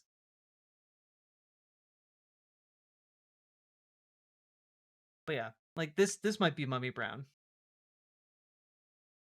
But it's kind of weird to think of that if you look back at some of the art from that period, there are colors that you're never going to get again just from the way that they got them.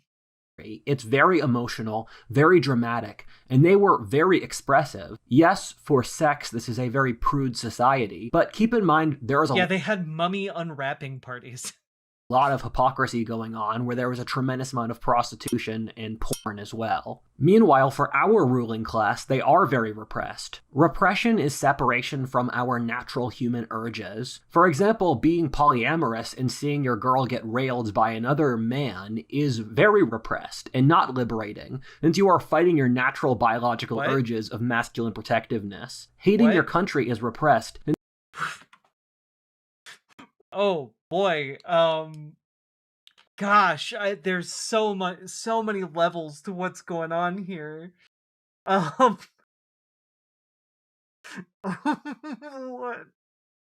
This took a turn. Yeah, polyamory is repressed because you have to repress your natural urge to go and fight the person who's railing your partner. But like, you willingly entered into the situation, so you're not really repressing, you're enjoying it. It's not a negative experience that you must repress yourself. You are in fact enjoying it, presumably if this was consensual, obviously. Like, this is just insecurity. Yeah, consent is key, exactly. Sexual liberation was the real repression all along. Yeah, it's true. In a world where you can do anything, you are truly repressed. You are biologically wired to love your own people. Being a What? I'm Hating your country is repressed, since you are biologically wired to love your own people. A country is not the same as its people. Like, people generally who burn the flag of America love the people who live in America. They just do not like the system of America's government because it causes a lot of suffering. Like, again, sometimes I feel like I'm being unfair to Rudyard in these videos, but like, dude just does not understand what he's saying.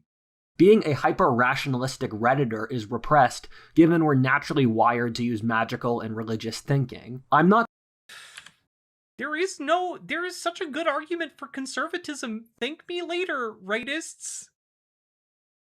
It's not. It's actually a really bad argument. You actually thought it was such a good argument that you put on screen that it was a good argument. No. No. You're so bad at this.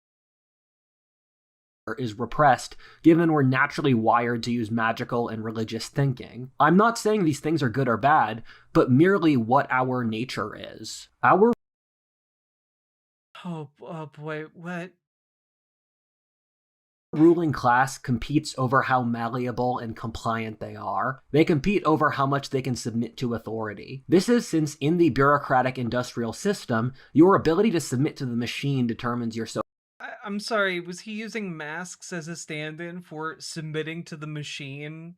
Is that why he threw a picture of people wearing masks so as to not infect other people in their community with a disease that killed over 1 million Americans?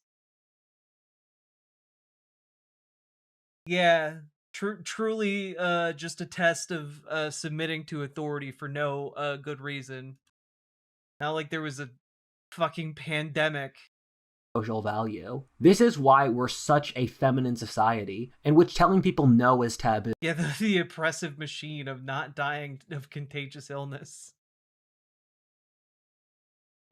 This is why we're such a feminine society, in which telling people no is taboo. I'm sorry, to be feminine is to say yes? To... What? if you're in a feminine society, that means everyone says yes all the time to everything, but no one knows how to say no. I feel like I've hit a brick wall. We're 32 minutes into this, and we've just devolved into utter nonsense. In which we accept absurdities like that men are women, that the nation Our business steals feminine. shouldn't exist, or that we should print infinite money. The ruling class are in a competitive virtue signaling contest to demonstrate how Okay, but like, okay, just can we absurdities like that men are women, that the nation should every single one of these videos he has to shoehorn like one jibe at trans people. Like it's like he's got to put one in there, otherwise he might be mistaken as somebody who supports trans rights. And the other thing is, exist, or that we should print infinite money. wait, that the nation shouldn't exist? Well, the argument would be like, maybe if we didn't have states, like that could be good. We wouldn't then need to go to war against, I don't know, like the USSR and risk global annihilation as a species. That might be, in fact, preferable. But also, or that we should print infinite money. No one's printing infinite money.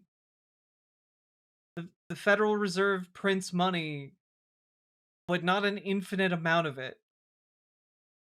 But like, very obviously, any institution that takes for itself the ability to print money can, I guess, if they so choose, print an infinite amount of it. That's essentially what you have with various cryptocurrencies right now.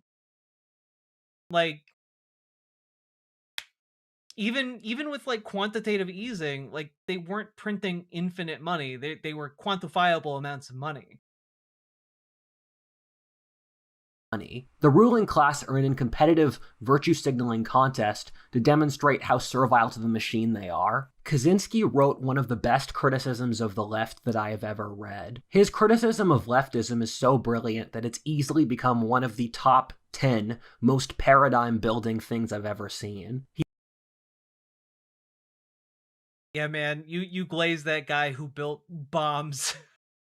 He said that the left is a resentful reaction to the over-socialization of modernity, that the left is a power fantasy of having total power over absolutely everything in society, that the reason they don't have a plan for what the dictatorship of the proletariat would look like is that the endpoint is to get a dictatorship itself. No! Oh, God. So, dictatorship of the proletariat doesn't mean a literal dictatorship as a national structure. When we're talking about like a dictatorship of the proletariat, it means like the workplace should be dictated by the proletariat. Like, if you work in the factory, the people who work in that factory should collectively dictate what happens in it. That is also known as democracy, actually. And I just, yeah, Lenin did a lot to corrupt the phrase a bit, but like, democratic structures within business is what dictatorship of the proletariat means, if I'm going to simplify. Okay? And like,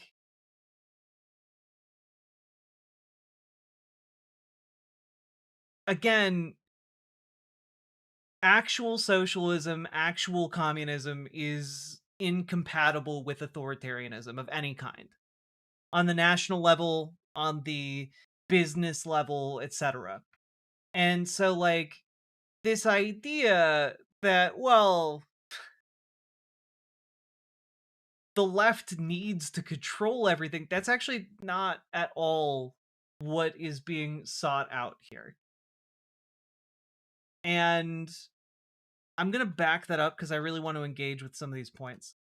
proletariat would live in society, that the left is a power fantasy of having total power over absolutely everything in society.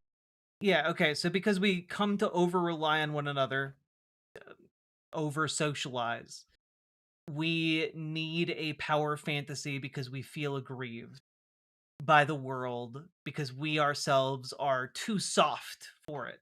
Okay, so yeah, that's the argument. Like, we over-rely on each other, which makes us soft, and that softness leaves us aggrieved, and we need to then seize this fantasy of having total control.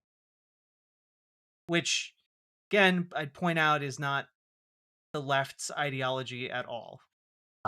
That the reason they don't have a plan for what the dictatorship of the proletariat would look like is that the end point is to get a dictatorship itself. I'm going to talk again.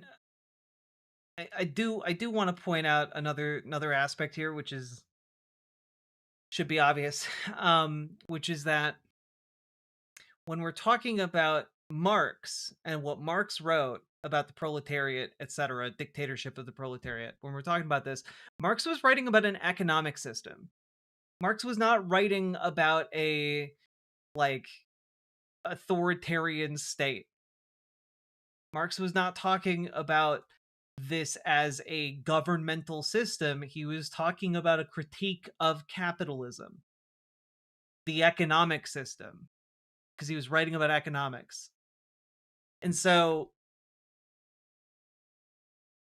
all of this is just an utterly baffling take from somebody who claims to understand these ideas.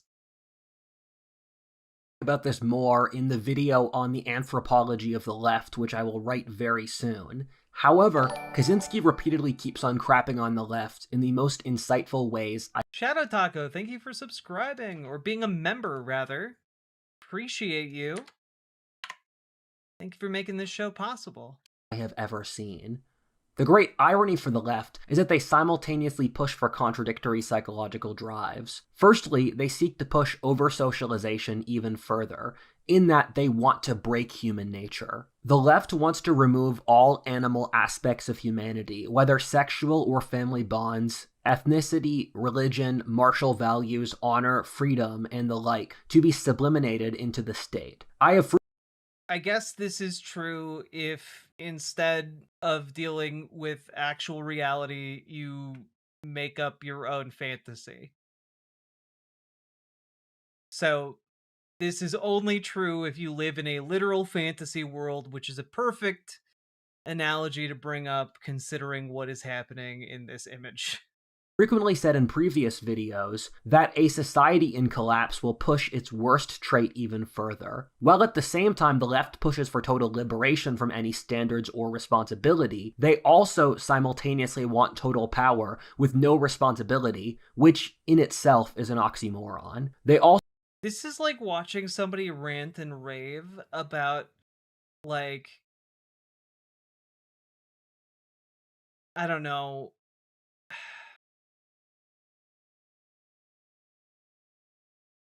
trying to think of a good comparison.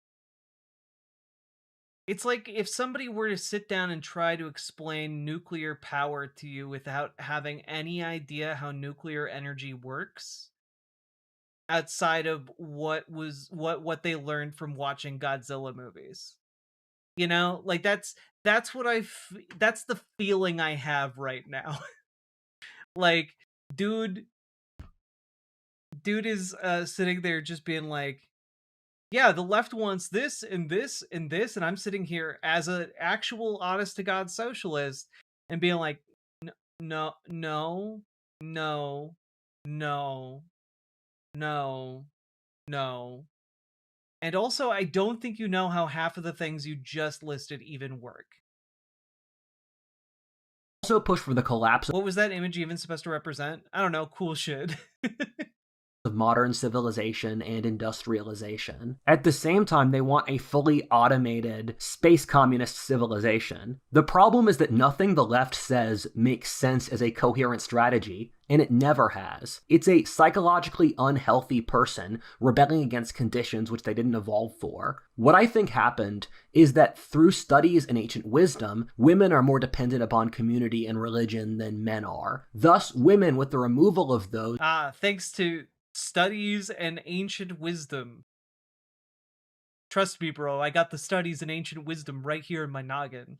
Pre-industrial stabilizers rebelled against the society through leftism without actually understanding the actual psychological drivers of what was happening. They could sense the cold impersonality, nihilism, soullessness, and loneliness of modernity and tried to solve it in the female way of, we should just love each other and take care of everyone. When that did— What?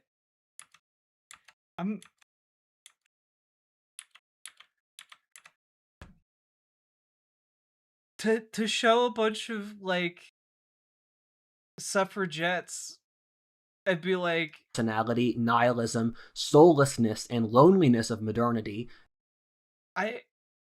You just showed a picture of a bunch of suffragettes while saying, like, yeah, they couldn't handle the impersonality, nihilism, soullessness of and loneliness of modernity, and like you literally showed a picture on screen of a bunch of women who came together to form a massive nationwide movement to secure a fundamental right for themselves to have a say in how the world is run, and like a fundamental rejection of literally every single one of those listed attributes.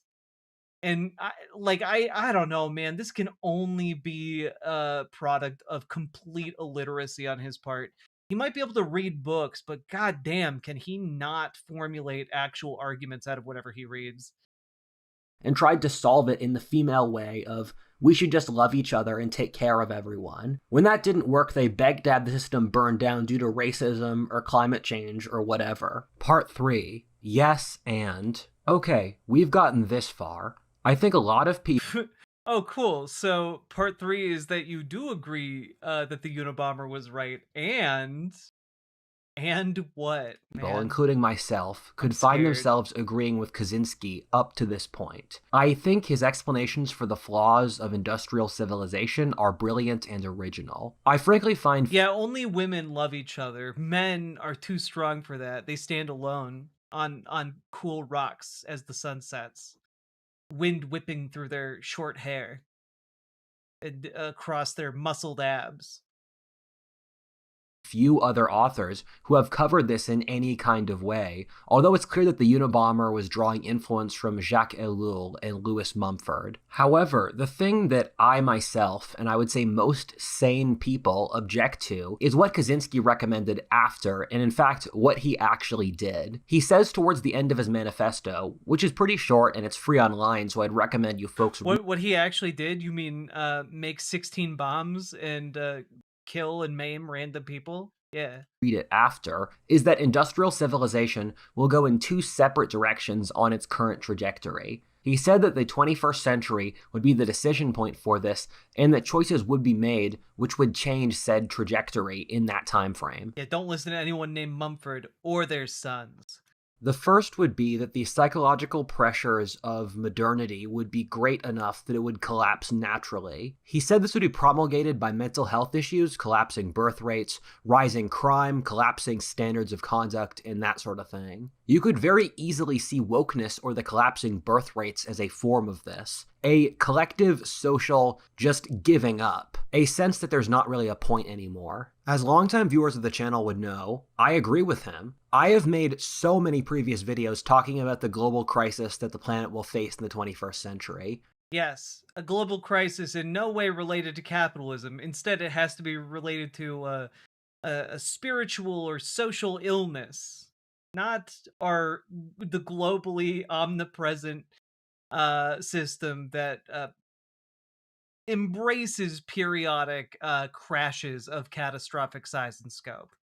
You can call it so many things, between the population crash, the psychological Black Death, Maus utopia, the secular cycle, the crisis of the 21st century, the end of the Pax Americana. All of these add up to the realization that there is an attempt to put into words what is really an enormous historic crisis, which must occur like an avalanche that's about to crash upon us, in which we will only... I love, by the way, that Rudyard, despite reading all of these books about supposedly complicated historical events, is like, Yeah, and but when he tried to put this gigantic thing into words, he couldn't do it because it was just so big.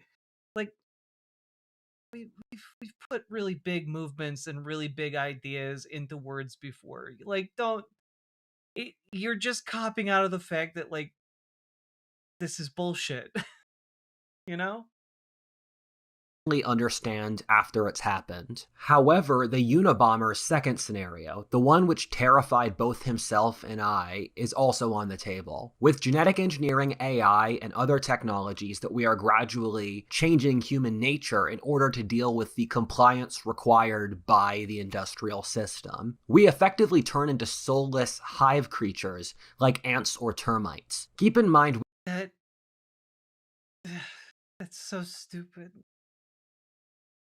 That's not happening. This isn't happening at all.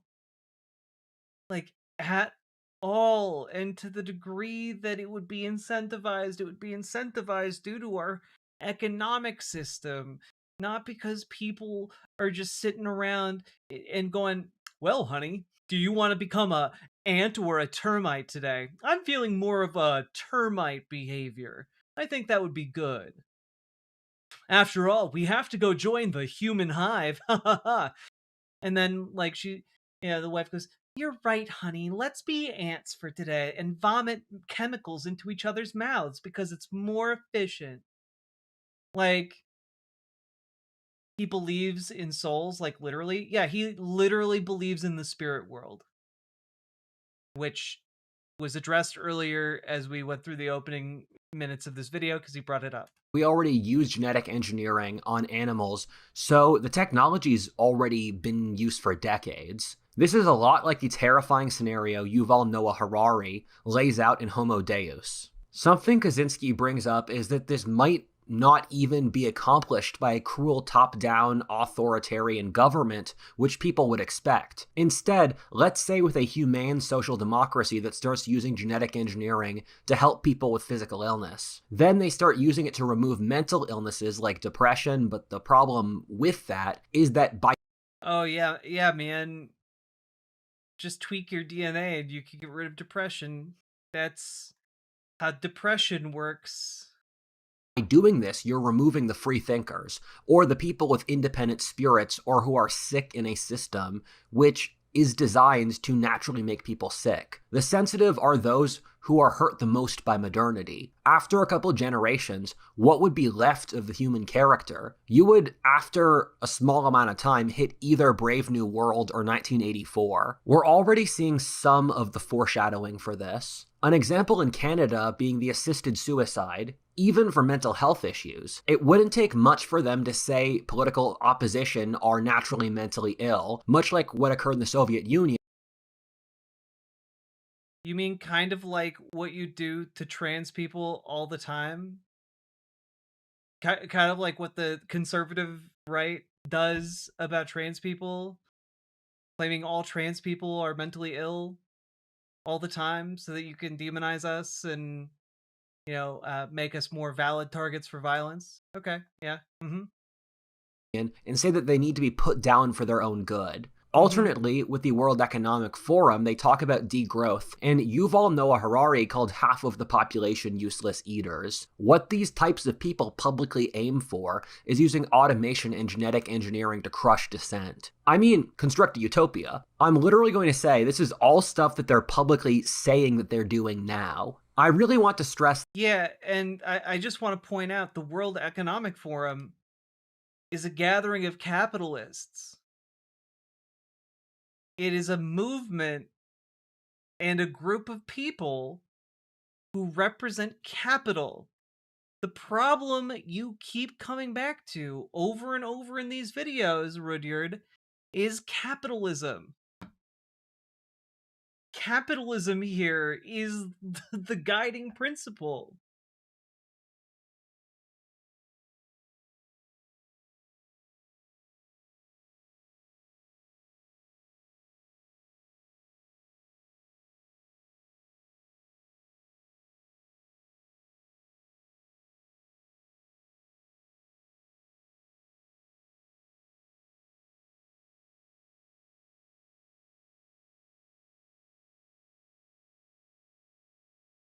Damn, I gotta do that voice again.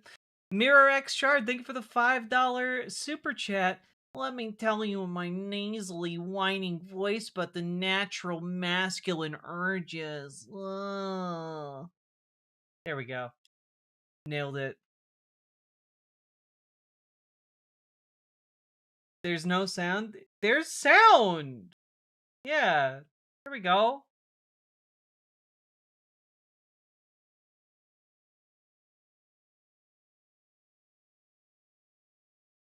Should have a pose or image to work into 315. Maybe. Sorry about that, folks. That is deeply frustrating.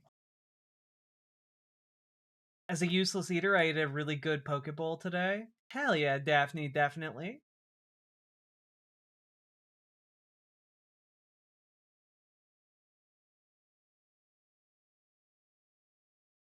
Damn interwebs. God, why do you guys keep telling me that the sound is off? The sound is not off. It's not. Stop it.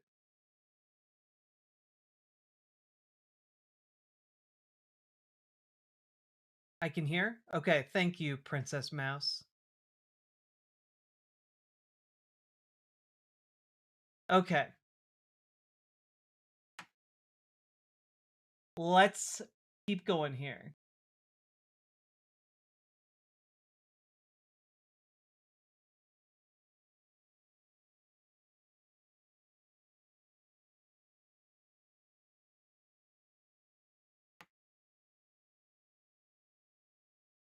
Okay.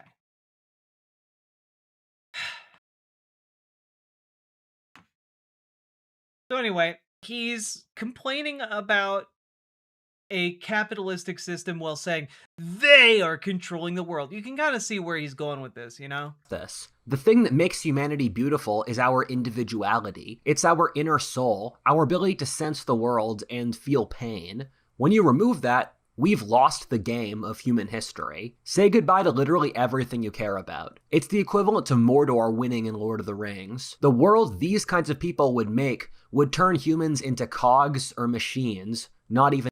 That's capitalism. Capitalism already does that. You're just describing capitalism.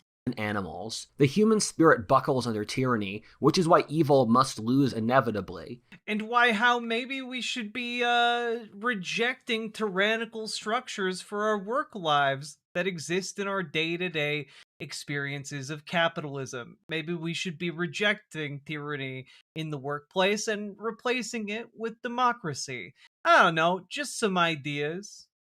With all this being said, what happens when you change the human character so it no longer buckles like that? It's in no way a coincidence that all the great artistic pieces of the industrial world, whether Star Wars, Lord of the Rings, Fight Club, American Beauty, Princess Mononoke, The Matrix, and so many more, are the fight against a giant depersonalizing force so that the human soul can survive. I hope you folks can understand why I don't.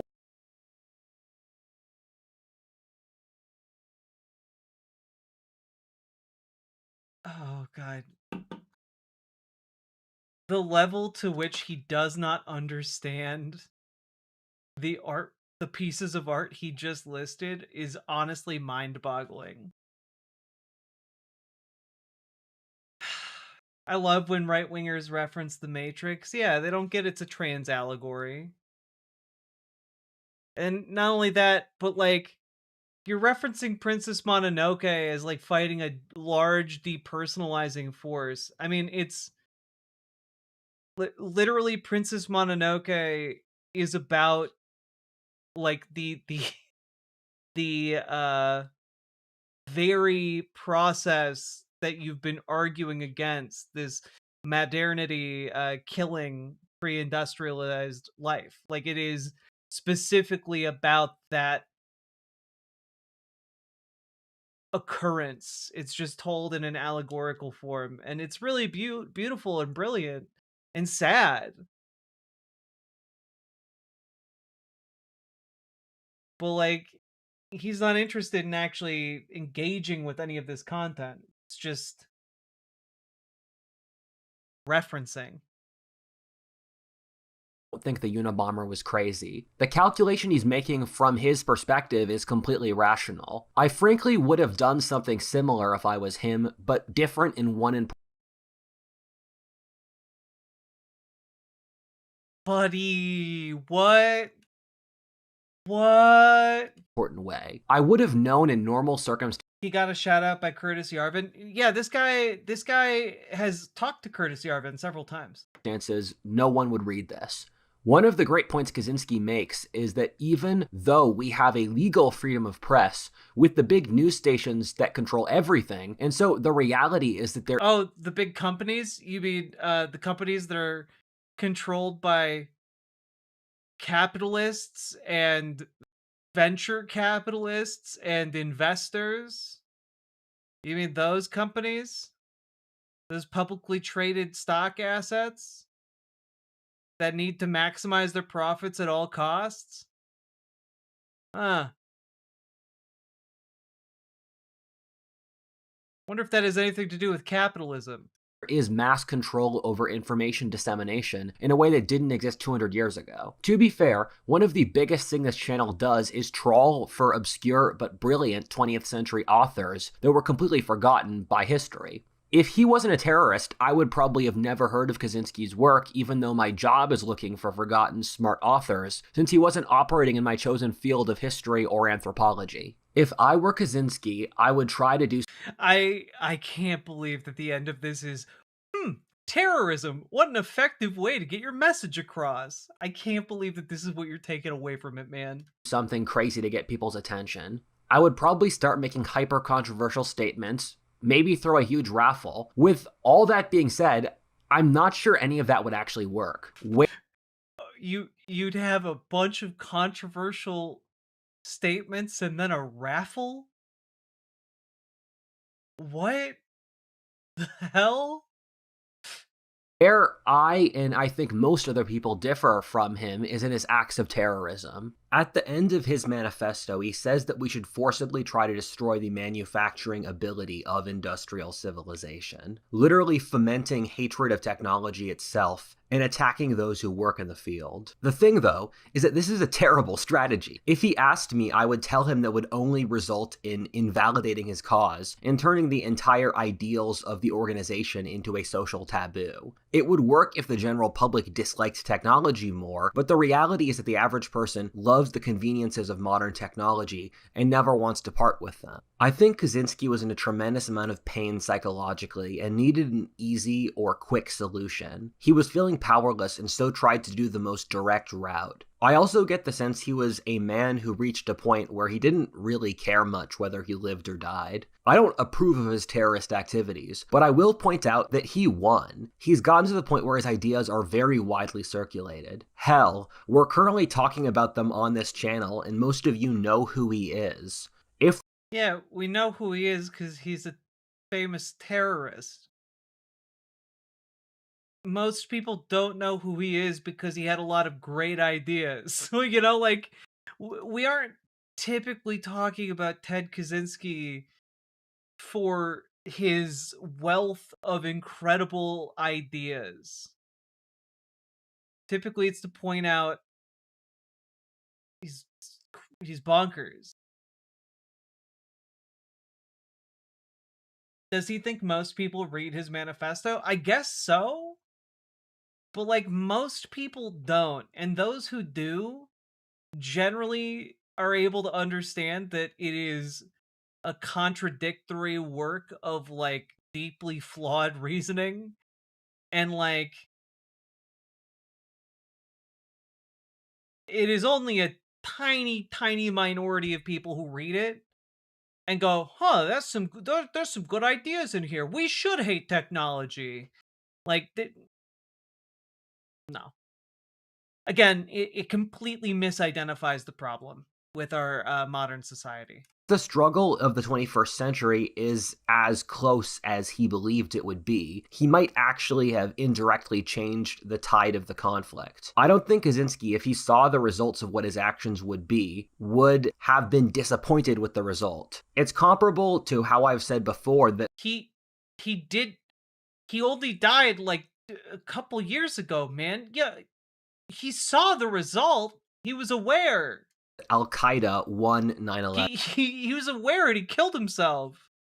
There's a book called The Grace of Kings, which is one of my favorite fiction books ever, about a fantasy version of Chinese history. The title of the book relates to a faction betraying a treaty with another faction in order to unify the country. The meaning of The Grace of Kings is that in the grand scheme of things, the character did the right thing by breaking the treaty, which then allowed the unification of the continent. When all's said and done, are the 3 lives Kaczynski killed worth changing history for? Only time will tell, but this line of thinking eventually ends up with Hitler and Stalin when pushed to its natural conclusion. In these sorts of things, I can see why traditional world religions tell people to stop worrying and to trust God instead. In that, right when Kaczynski committed these crimes, a new technological discovery came out which completely changed the calculus on this entire issue. This is one of the best and worst parts of modernity, in that changes occur so rapidly that you have no idea what the world will look like even 30 years from now. That discovery... Those 3 lives weren't worth shit, though, so, like, it was totally worth it, bro. Good job, Kaczynski. Good job, champ. One which radically pushed disunity was the internet. No one really thinks through the geopolitical ramifications of the internet. However, it's going to become an absolute game changer. When the Oh, man. I'm sorry. This was published 1 year ago in 2025. And he's writing about how the internet is going to become a game changer? Oh, fuck. Oh, God. This information superhighway is... I think it's gonna be the next wave of the future. Says man in the year 2030. As prescient as he is eloquent. How is this not from like 2002? I don't know. I don't know. Would you guys believe me if this is one of the least painful Rudyard videos we've watched, though? Unabomber was writing, the world was at peak pro-centralization. Due to the technologies... Yeah. The world was at peak centralization of governance. Not like in those explicitly authoritarian areas of the world, or the place, you know, the medieval era or the Middle Ages when we had absolute monarchies. No. The 1970s, that was peak centralization. Sheer scale was very efficient. The internet flips the entire calculus in that rather than a single company making products, it's cheaper to get it off Etsy, or rather than working with a traditional taxi company, you use Uber instead. Rather than outsourcing to a university, you're learning through YouTube. The internet has potential, if used correctly, to turn everything the Unabomber said on its head. This is the most painful video? No, this is the least painful of Rudyard's videos that we've gone over. The internet could allow the ruralization of society, the breakdown of top-down government authoritarianism, organic social operation and self-employment. The rise in the gig economy, as well as digital replacements for legacy institutions, is literally just proving all of this. The internet also... He thinks YouTube is like a university? Yes. Unironically, yes. ...was the potential to go into other directions in which the... Oh yeah, the last video we did from Rudyard was his alchemy video. The government can use it to monitor the entire population for their whole lives. I'm going to do something I normally don't and shill crypto. Of course. Yeah, man. Let's do it. Let's fucking go. Hell yeah. Are you gonna tell people to invest in shitcoin? Let's go. We don't want the internet to devolve into authoritarianism. We have to develop an encrypted, secretive, private, blockchain-based internet which doesn't allow data please, oppression. Rudyard And the next coin. generation, we need to have an active decision to keep the internet and our society. Oh, fuck. This was probably right around the time he had his video with this guy. If you don't know who this is Balaji Srinivasan. This guy is the guy who wrote the network state. This is the guy who popularized among, like, the Peter Thiel types that they should have, like, their own private city-state where they can effectively be god kings of their new techno-utopias. I'm not even kidding. Like, this is the guy. Rudyard was literally on an episode with this guy. I think this one. I think I even Rudyard, you run See? It's him. It's him. This is from 10 months ago. So this was right before they had a show together. Oh god. We are going to cover this at some point though. This is coming.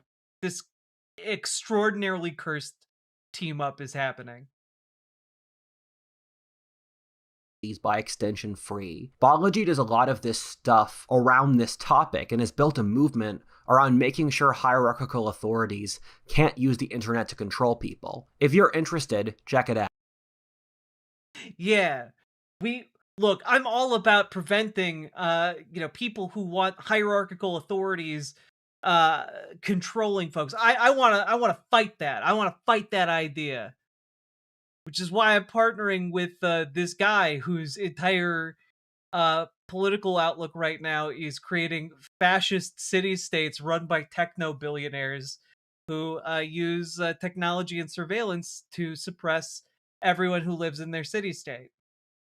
You know, they only do it because they're trying to free the world from unjust surveillance. Oh, God. Out. We also need to make an active decision that we want to be the sort of society which values the human soul, that we respect and love our own humanity, even with its flaws, that we— I'm sorry, you literally showed a bunch of pictures of protesters holding signs about putting humanity over profits and said that they were all suicidal members of a death cult because they cared about one another. And now you're saying we have to love and respect our own humanity? You literally said that was a suicidal death cult mentality. Like, shut the fuck up, man. God. we aren't willing to trade our souls for money, which will realistically accumulate to the elites. You know, this stuff used to depress me. I went through a few-year period— You mean capitalism? That system that you just roughly explained? Period of legitimate grieving, of realizing I didn't live in the Simpsons or John Hughes America I thought I would. The thing is that politics at this level of— Why, Rudyard, you came of age in like 20, like you became an adult in 2020, Rudyard. Obviously, you wouldn't be growing up as a John Hughes kid because John Hughes made movies about kids from 40 years ago. God. Oh, God. All right. affects everything in your life, whether work, romantic options, religion, political, or social views. Then I realized I prefer this since it allows me to go hard and do cool stuff. What's the point of living if you're not going hard? Cool. That's right, folks. Message of that one, go hard. There we go. We did it. We nailed it. That's it. That's the end. So his end conclusion was Ted Kaczynski was right, go off king.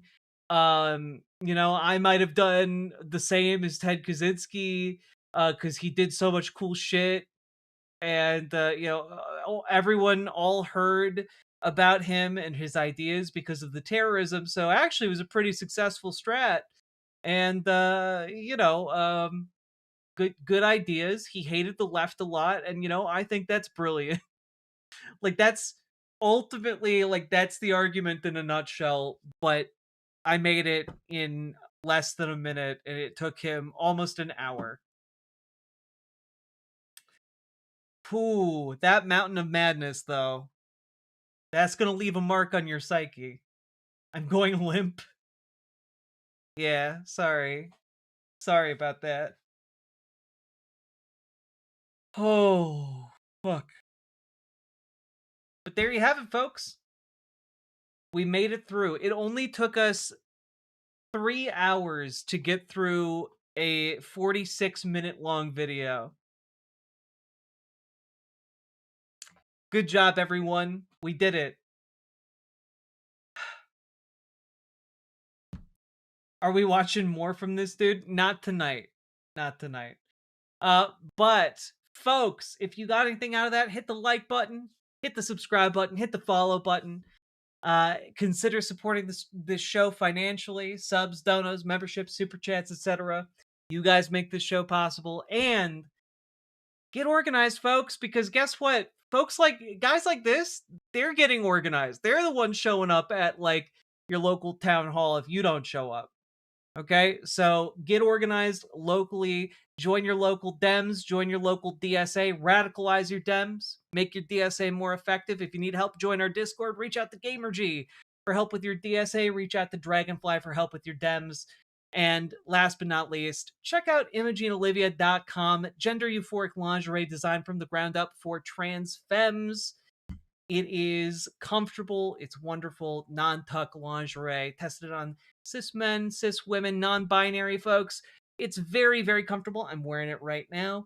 And check it out. New colors, styles, and sizes coming in the near future. And link down in the doobly-doo. Keep on going. Oof.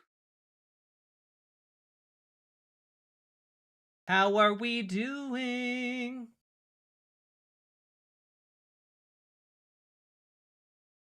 Ooh, Gila Monster, I think we're going to finish up Holy Mac.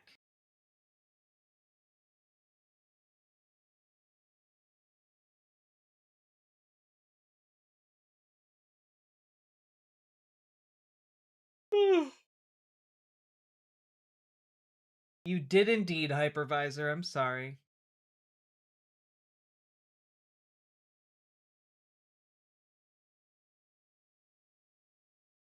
Also, folks, any subs or donos towards our goal, very much appreciated. And let's take a look. It is in a book, reading effing Rainbow.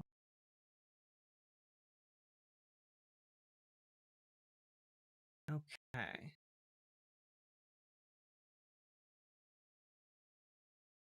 I think we're on this one. Yeah, okay. Here we go, folks. Let's jump into some Holy Mac. I think this is season 6 of Holy Mac. Unknown how many seasons. Maybe season 5.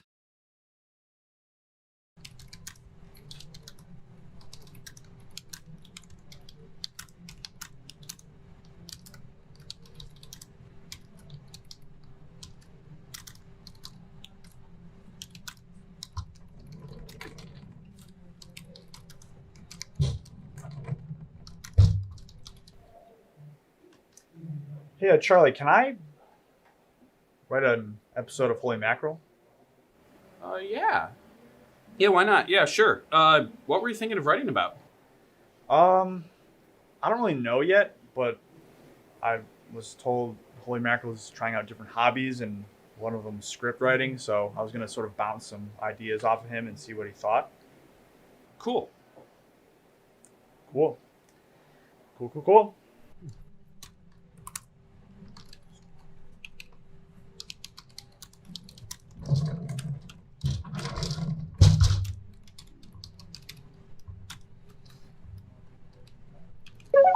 Hey, holy mackerel. Charlie just gave me the go-ahead. We've got the green light. Okay, get this. Oh, you, boy. the holy mackerel, go on a long, long journey. You join a ragtag group of underwater sea creatures. You go on this journey to cast the one onion ring into the depths of an underwater volcanic seamount. Great, super. I'm gonna get writing it right now, Holy.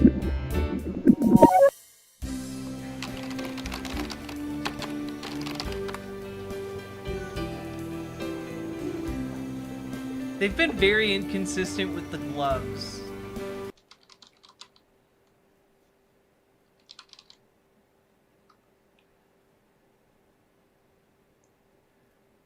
I was just going down the street to the deli, and this half fish, half man knocked my sandwich right out of my hands. Oh no, Barry. That's not a fish guy. It's the holy mackerel. Was that a Rick and Morty bit? Was that a...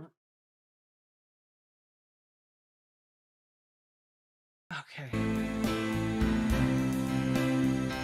I also thought it was bad Seinfeld. The people at Church Militant, terrific people, great guys, great people. Michael Voris, terrific guy, but quite frankly, But then holy mackerel's above, started talking about... above them all. He's a cut above all of them. Quite Oh, frankly, maybe it was Jerry and terrific people. Kramer. I love Holy, great guy, terrific guy, great work ethic, terrific guy, great branding. But you know, he's a good guy, terrific people over there at Church Militant. What are you doing?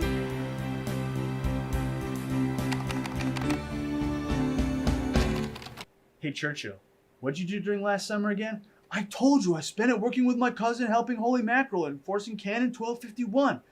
Did you stop any? Yes, like 50 of them. They kept trying to eat meat on a Friday. What would you do in a situation like that?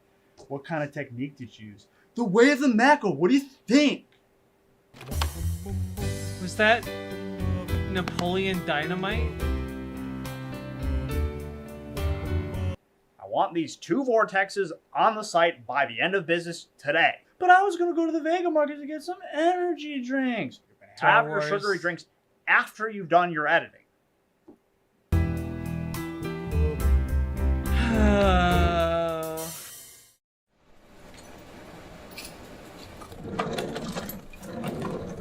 Hey, Shane. Have you started converting those graphics? We are way behind on evening news. Yeah, I'll get those done in a second here. But I've been working on this Holy Mackerel script. Could I get your opinions? Run some stuff by you? Oh, sure. What you got? Okay, well, I was thinking of putting in some cutaway gags, you know, to sort of add some humor to the episode. No. Shane, cutaways are just lazy writing that are used to fill for time, and they usually have nothing to do with the main story.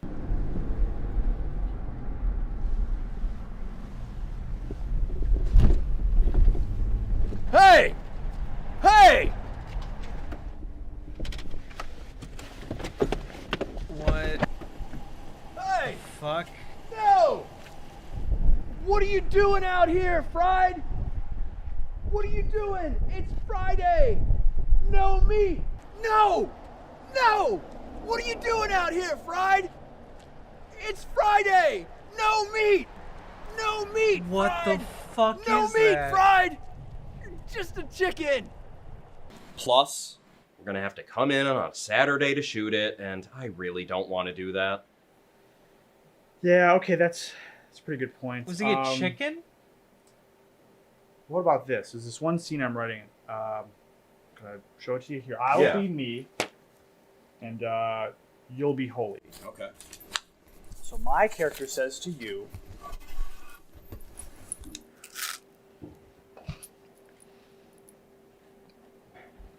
"That food has been grilled."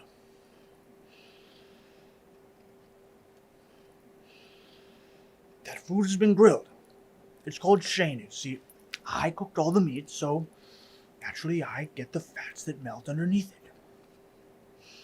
But there's no charcoal there.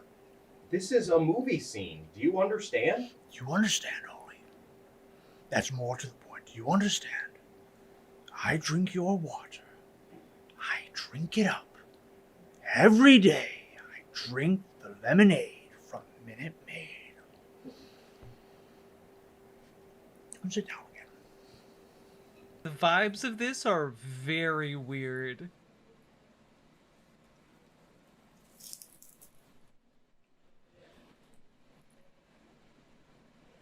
Okay, Shane, seriously, this is just a scene from There Will Be Blood. I mean, do you not realize that you're taking an entire movie scene and pretending it's yours? I don't think so. I've never heard of that. You got anything else? Yeah. So this scene is with Holy Cow, and he's on the phone, but the audience doesn't know it yet. So the scene kind of goes like this. I don't know who you are, and I don't know what you want. If you are looking for ingredients, I can tell you I don't have honey. But what I do have are a very particular set of grills. Grills I have acquired over a very long career. Grills that make me a nightmare for chefs like you. If you let my recipe book go now, that'll be the end of it. I will not look for you. I will not pursue you. But if you don't, I will look for you. This is I like will nails on a find chalkboard to me. and I will grill you. And then Holy Cow goes, pot luck. And then you hear like a phone breaking in the background because he doesn't want to get caught, you know? That's taken. By who? Pierre Morel, the director of Taken. Taken? It's kind of a dumb title.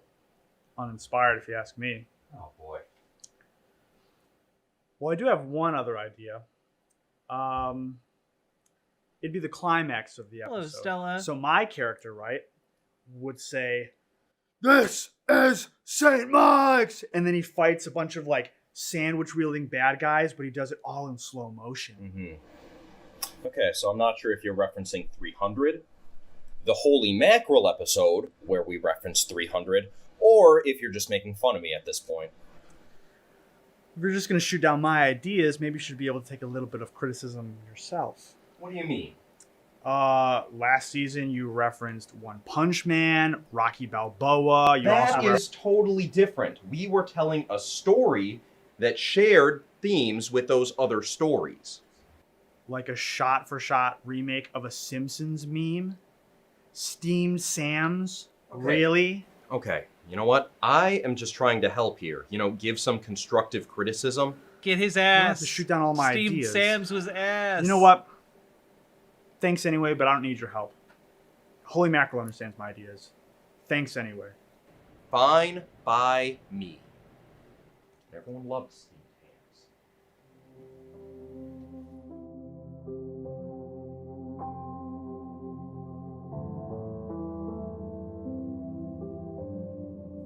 How could he think my ideas are bad? This is my script. It's not that Shane's ideas are bad. I just think he needs some original writing to balance out the memes. Everyone loves my impressions. They say imitation is the most sincere form of flattery. There was so much storytelling last season. We even added a new character to the HMCU. Well, sometimes shows change. Oh, I hate that they have that as a phrase. Okay, cool. Things up to keep it fresh and interesting. Maybe I should do something that hasn't really been done before. Sure, we started with the One Punch Man homage, and then I became Holy Mackerel's disciple. And then there was the Rocky training montage, and we finished the season with a 300 slow-mo action sequence. Yeah, I guess original writing just isn't my strong suit. I should probably be more open to suggestions and criticisms. Oh no. He's right.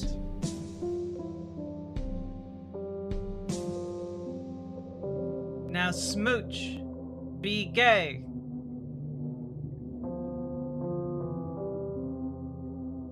It's the only way you can make it up to each other.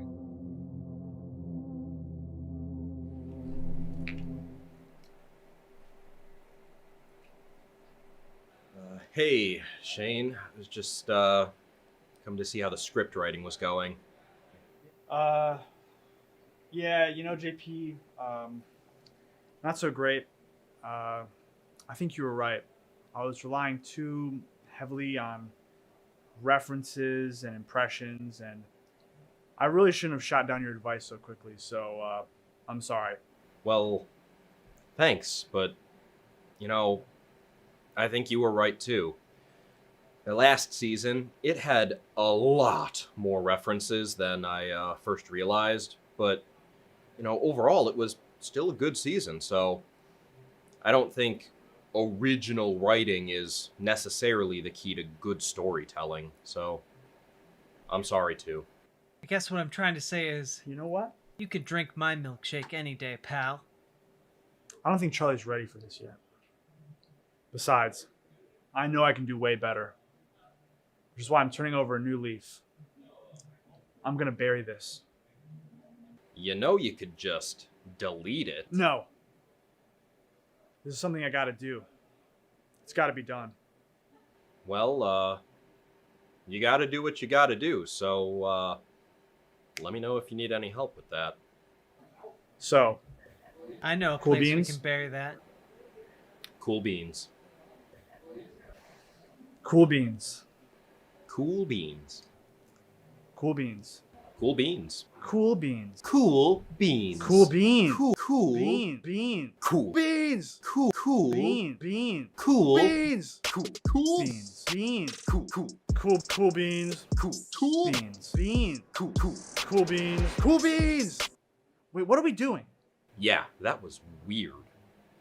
And why are all these jokes from the mid to late aughts? Yeah, we probably should broaden our horizons just a little bit. Yeah, just Guys, where are we with evening news graphics? I mean, we're way behind. Gonna get Come on, we gotta put two steps into one, guys. Okay. Wait, is this a new PTZ camera? He's like a little droid. Aww. We're gonna name him CM77. Oh, yeah. We're gonna do a Star Wars episode.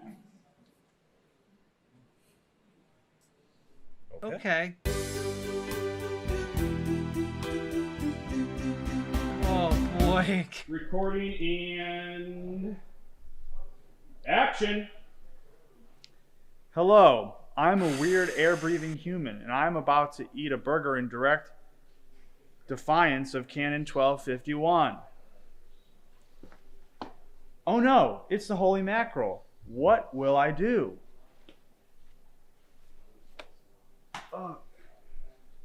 Wow, thank you, holy mackerel, for the fraternal correction. I will be sure to schedule a confession at my local parish.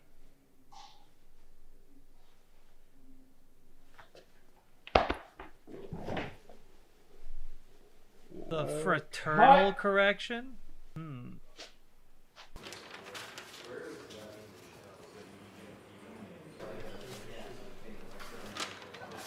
I think we got it. That's a wrap. There you go, T-Leif. You got your holy Mac.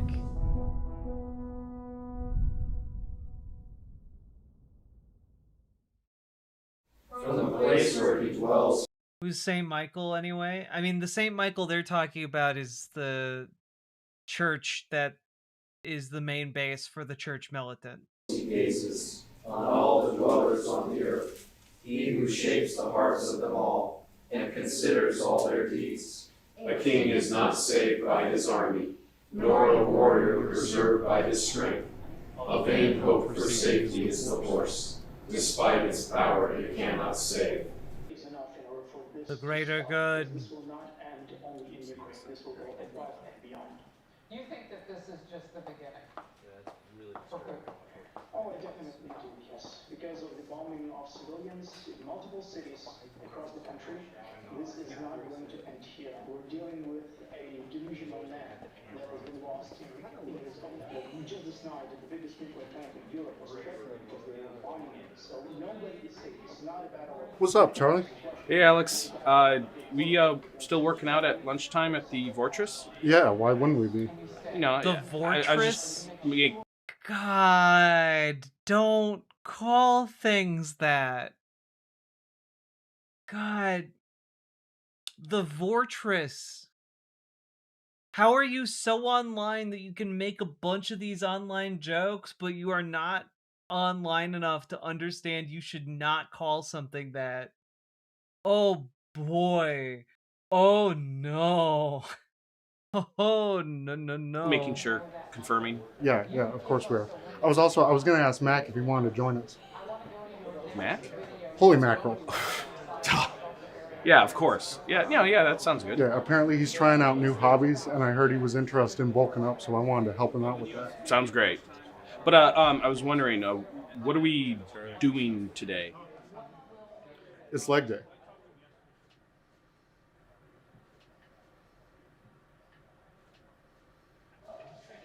I'm just kidding. Nobody does leg day anymore. We're doing chest and arms, obviously. Obviously, duh. You almost had me there. Okay, well, see you at lunchtime. Sounds good. I'll see you then.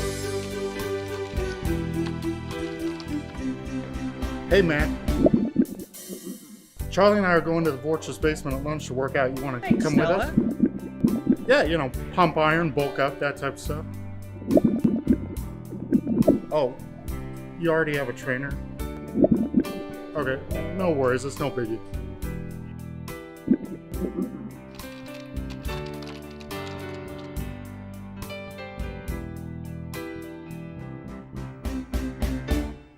All right, full set. Ah! What's going on, Alex? You've been unfocused all day. Do you ever just get tired of where you are, Charlie? What do you mean? I like it here. We got a nice workout space. It's nice. I mean in life, man. Where you are in life.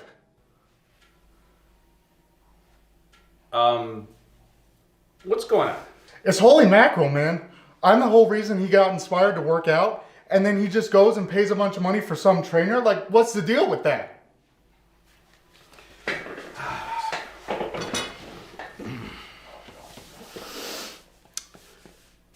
Alex, we're here in the basement of the Fortress with all this new workout setup where any of us CM bros can blow off some steam, pump some iron, reduce that stress from work.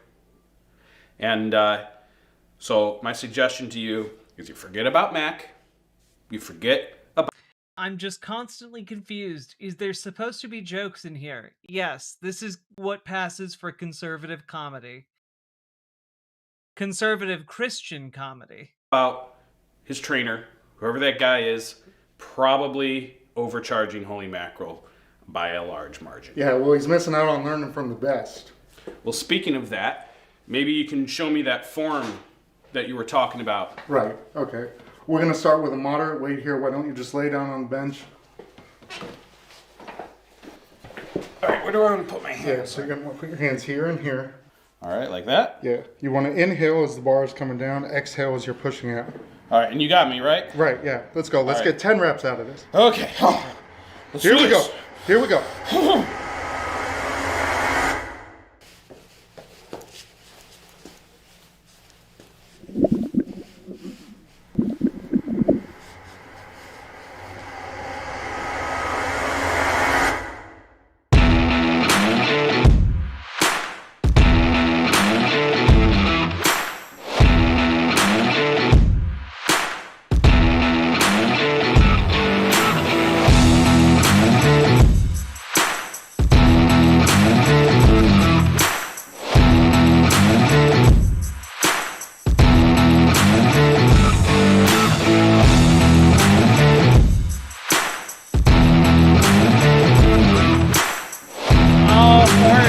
It's a horseman.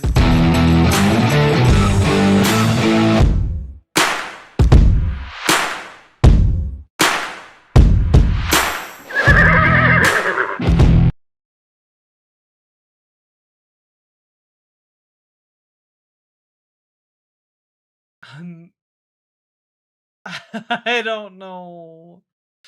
No, I don't want it. I don't want it. I don't want the cowboy horse. All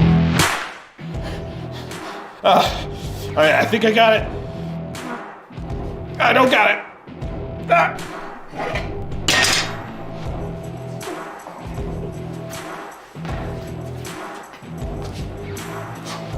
What year was this made? 2022?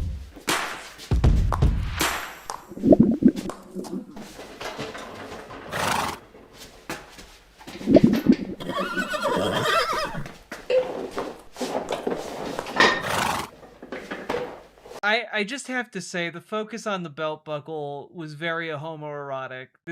This is a gay horse. This is a gay horse, and no one can tell me otherwise.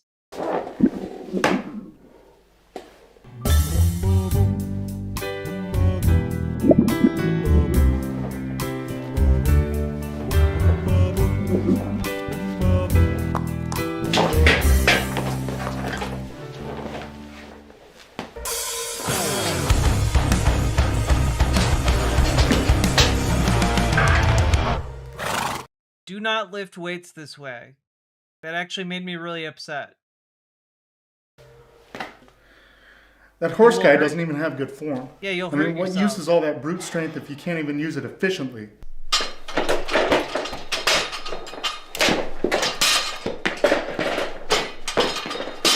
Yeah, I mean, yeah. I'm not gonna lie. Instead of making me laugh, this is making me very uncomfortable with how unsafe they're being. I see the lack of technique, I guess. I could outlift him on technique alone. Well, arm wrestle him. What? Arm wrestle him. You know, like two guys just having a friendly little competition of arm wrestling. What could go wrong? Plus, isn't it more about like the form and technique than anything else? Nah, that's not a good idea. Hey, let me tell you something. This guy right here, he's the strongest guy that I know. And he could beat anyone in an arm wrestle. Nah. Alex, I am your boss. And as your boss, I order you to arm wrestle me. All right, if you insist. Okay, all right. 3, 2, 1. Whoa! What'd I tell you? What'd I tell you? Now go. Challenge that guy. Challenge Strong Horse. All right. Strong Horse, I challenge you to an arm wrestle match. What, you got nothing to say to that? Wow, more like sassy horse.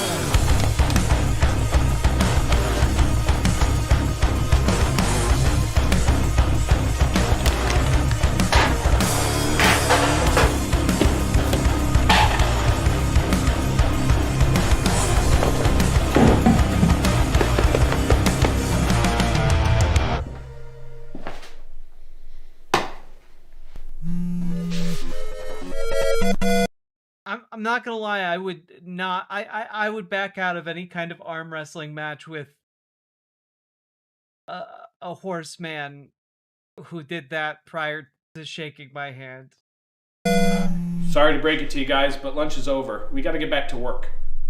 Looks like you're saved by the bell.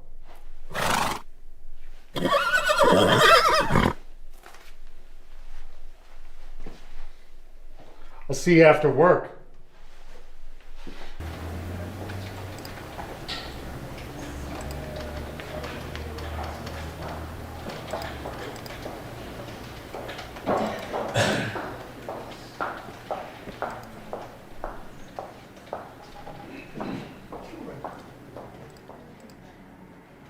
Why is there dust coming out of his mouth? Because he just dumped an entire thing of whey protein onto his face.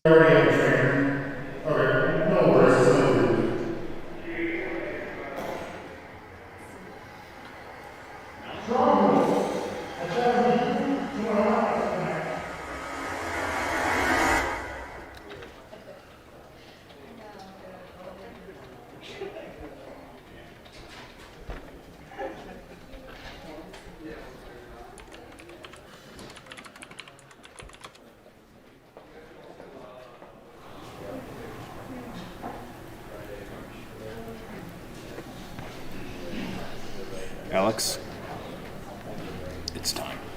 All right, let's do this.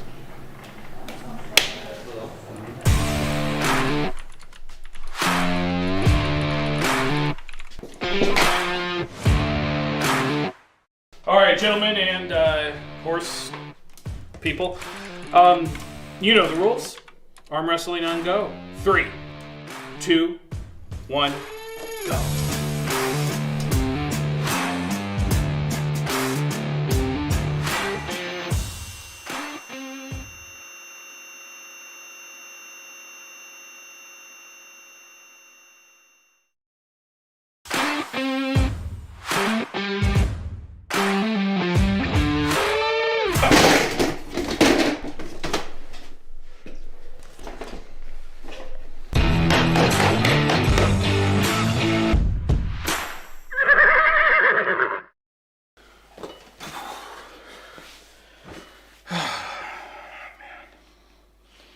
What are you so upset about? You look like you just lost a bet.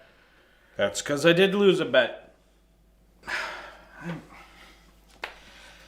I'm sorry, man. This is really not cool, but I bet against you. Wait, what? Yeah. You see, I bet that you would lose within like 1 second, and Holy Mackerel thought that Strong Horse wouldn't beat you for at least 5 seconds. Now I'm gonna have to pony up. Well, Charlie, a vain hope for safety is the horse.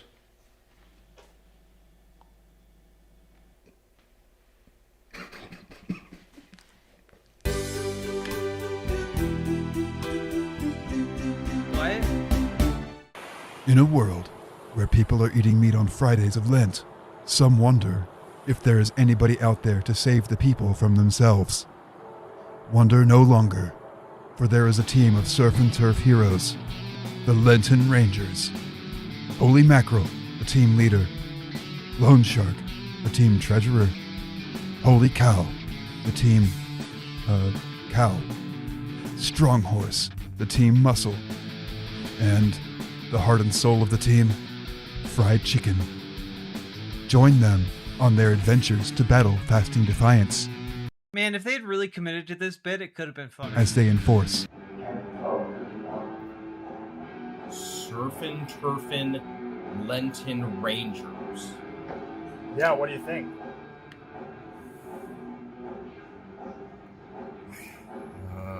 Yeah, Charlie's gonna love it. Nice, nice. You know, it makes me... this entire video made me unmemory hole. Eagles are turning people into horses. My God.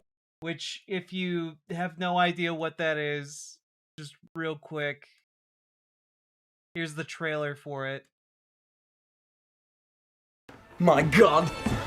They found me. The feather scale is off the charts! I'm trying, but it's burning up! What's going on? All right. I suppose I owe you an explanation, but fast.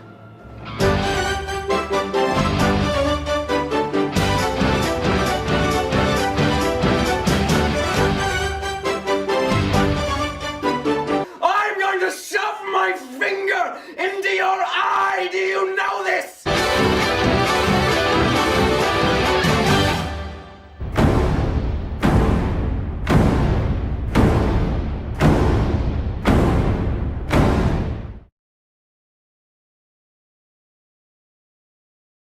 Eagles are turning people into horses.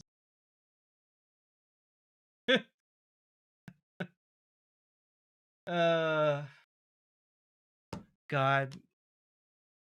It's a legendary video.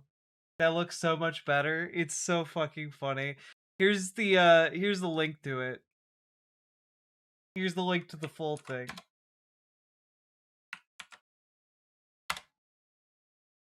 It's all about how eagles are turning people into horses.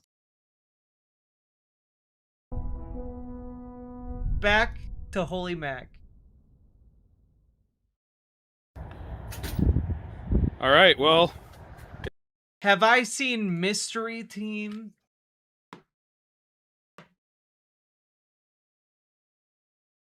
Have I seen Mystery Team? Why, yes, I have. I own the Blu-ray of it. That just released maybe a month ago.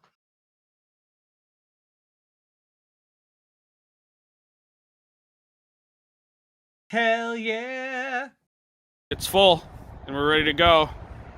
You way too early to be up right now. You want some coffee, JP? Yeah, I want some coffee. Let's go get some coffee. So you got your coffee, and you ready now? You awake? Yeah. Moving camera stuff so camera can see out a window. I know, but thank you. You're like on You know, we like to pack, you know, lightly. Alright, so Carmen, you excited for this ride? I am now. Alright, awesome. Let's hit the road. Let's do it. Let's do it. Oh, look, we have a sunroof.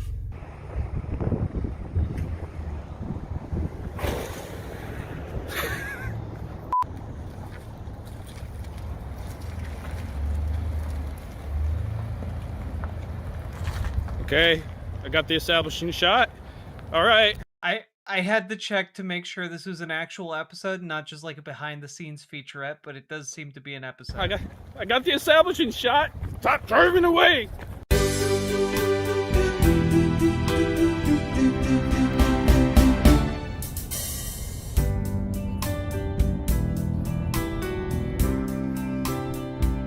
We've come so far away from the initial premise of slapping meat out of people's hands.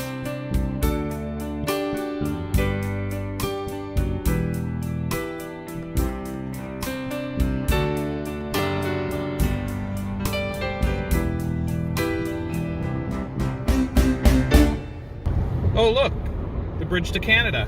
What is this? This is Holy Mac. We're not going to Canada.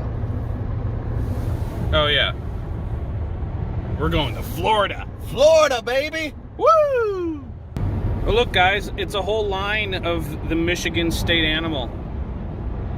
What's the Michigan state animal? Traffic cones. It's traffic cones.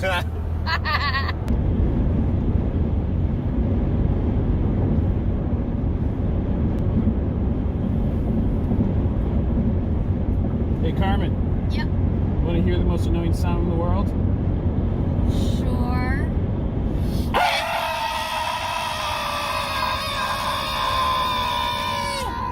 Okay.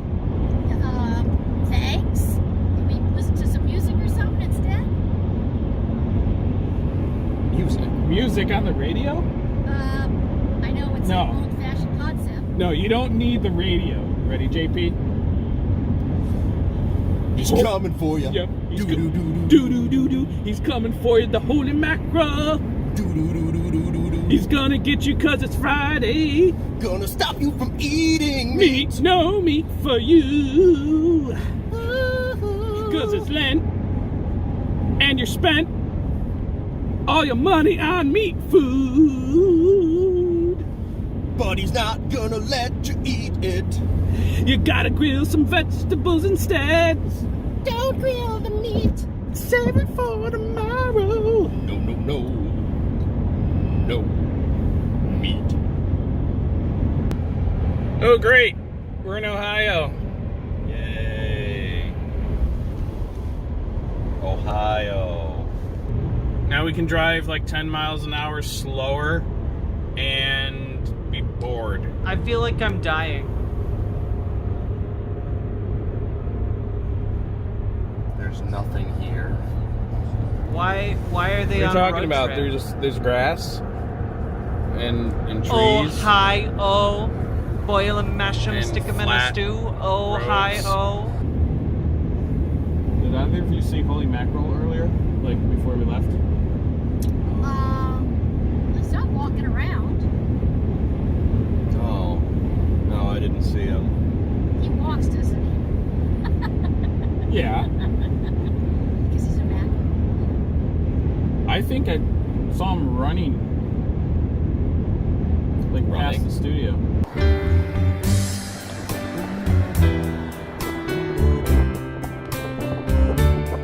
that his new hobby now is running?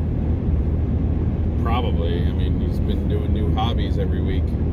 This episode, you remember this episode? Oh, Sherry's on his way. Yay! Wait, what's he driving? He's all packed up. Got all the boxes. What's he driving? I can't tell what this A big old car. Well, it's getting close to 12. What do you feel like eating? Chick-fil-A. You know, I've never had Chick-fil-A. Never had Chick-fil-A? I've never had Chick-fil-A. Charlie, it's amazing. Hot take, Chick-fil-A is okay at best. Well, I guess I'm going to try Chick-fil-A for the first time. Tell you what I think of it after I eat it. Oh, man. Yeah, SpongeBob, you can't look away. It's Oh, and for the fascinating. record, we're getting Chick-fil-A because it's not Friday yet. Because driving to Florida takes 2 days. It's Wednesday. Hey guys, Chick-fil-A, sponsored by Holy Cow. All right, so on this Wednesday, traveling down to Florida, I'm going to try a Chick-fil-A chicken sandwich for the first time and rate it, honestly, live.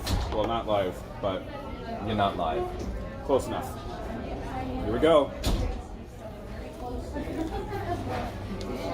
It definitely beats Burger King, McDonald's chicken. Yeah. Okay, so like the lowest possible bars in fast food? Yeah. It's a decent chicken sandwich. It's got some juice to it. The one thing I would say is I do like tomato, but I would take the tomato off of this particular sandwich. For fast food, this is a pretty good chicken sandwich, actually.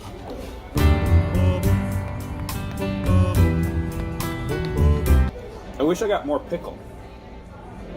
More pickle taste. And what's the verdict, Charles? It's pretty good. I would do without the tomato. Not because Hold on, I'll take it. I like tomato. Oh. I just think it distracts from the sandwich. Just me? And I wish there was more pickle.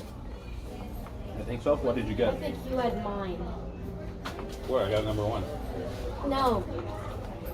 That's what this is. I got the pickle, tomato, lettuce, and tomato. That's a number one? I don't know, is it?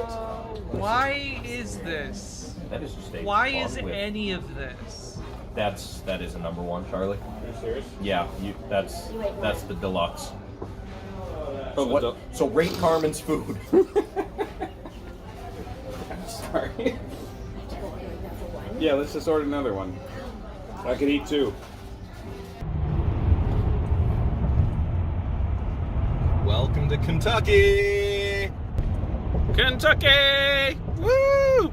We cross into Kentucky and we immediately have like hills and we're going up and down on the road. And your ears start popping. And your ears are gonna pop soon.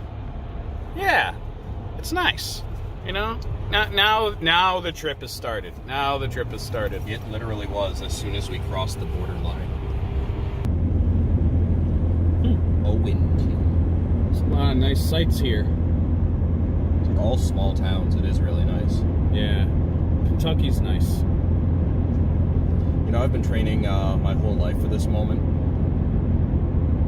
You've been training your whole life for this moment? This moment. Like this moment where we're driving from Detroit to Tampa? Yeah.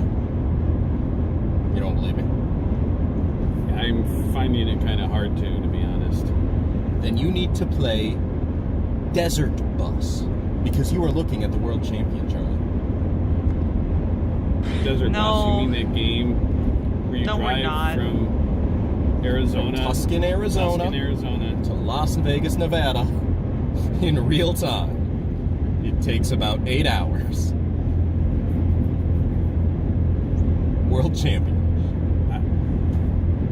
I think I need to play this game. Yes.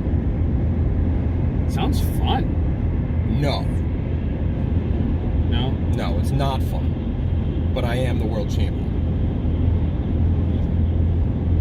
I think it sounds fun. I'm gonna give it a shot. No, the mean, like, folks what do at you need, Desert like- Bus for Hope are the world champions. Like weave out of obstacles and like, you know, have to like hit ramps and speed boosts and stuff. No, it's driving along a very, very straight desert road. And sometimes your bus like lists a little to the left. And you gotta just course correct and then keep driving straight. At about a maximum speed of 45 miles per hour. What are you guys talking about? JP, this game sounds horrible. Why would you play this game for 8 hours straight? Because no one else is speed running it. What does that mean, speed running? We're having grown-up conversations. No, banana brains. Let me know what you think.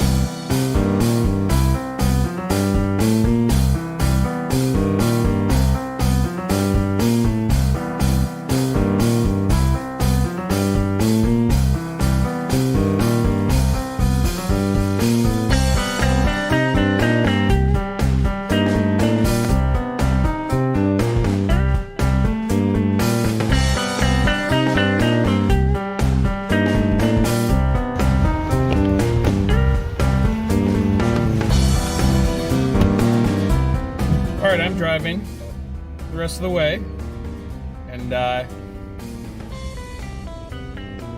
Carmen's getting Cinnabons.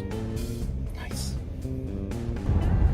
So Charlie, you've been driving for about how long now? I don't know, 10 minutes. 10 minutes? Sounds about right. I've already gotten myself in a precarious situation.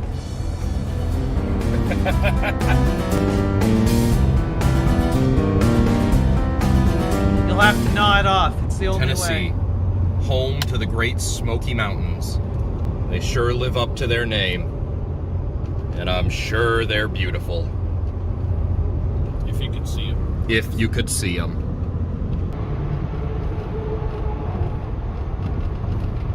Going to Chattanooga. Chattanooga. Chattanooga. Also Nashville. Also Nashville. Dang, that do be a big cross, though. It do be a big cross. So we finished leg 1 of the trip, JP. I know. Yeah. I don't know. Okay, I'll remind him of that. We get to The dinner after. do it again tomorrow. Yes. Tomorrow's Florida. Okay, but when did, so we did, Nice, we yeah. drive, But when did we drive up? I can't remember. I'm it'll be dying. Friday Thursday. soon. My body is systematically shutting And down. Thursday night. We leave at like Thursday but you know, noon. so even though we can't have meat on that day, at least the Holy Mackerel is going to be like many states away.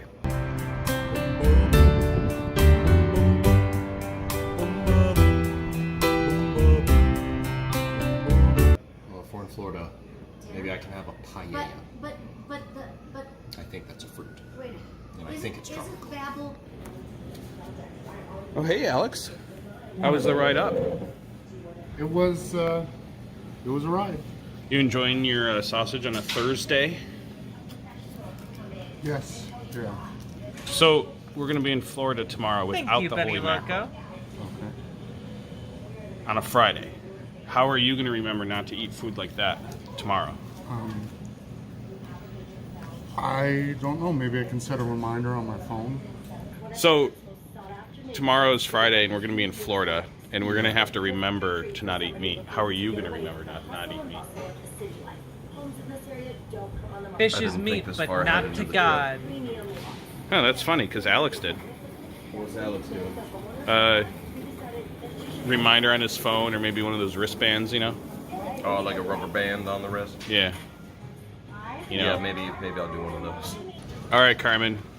These guys have plans for how they're going to remember to not eat meat on Friday tomorrow in Florida. I do Because like Holy country Mackerel, of music. course, is in Michigan. So what's your plan? I'm an adult, and I remember on Fridays not to have meat. I'm an adult. Oh, Mike Sherry's here. Mike Sherry.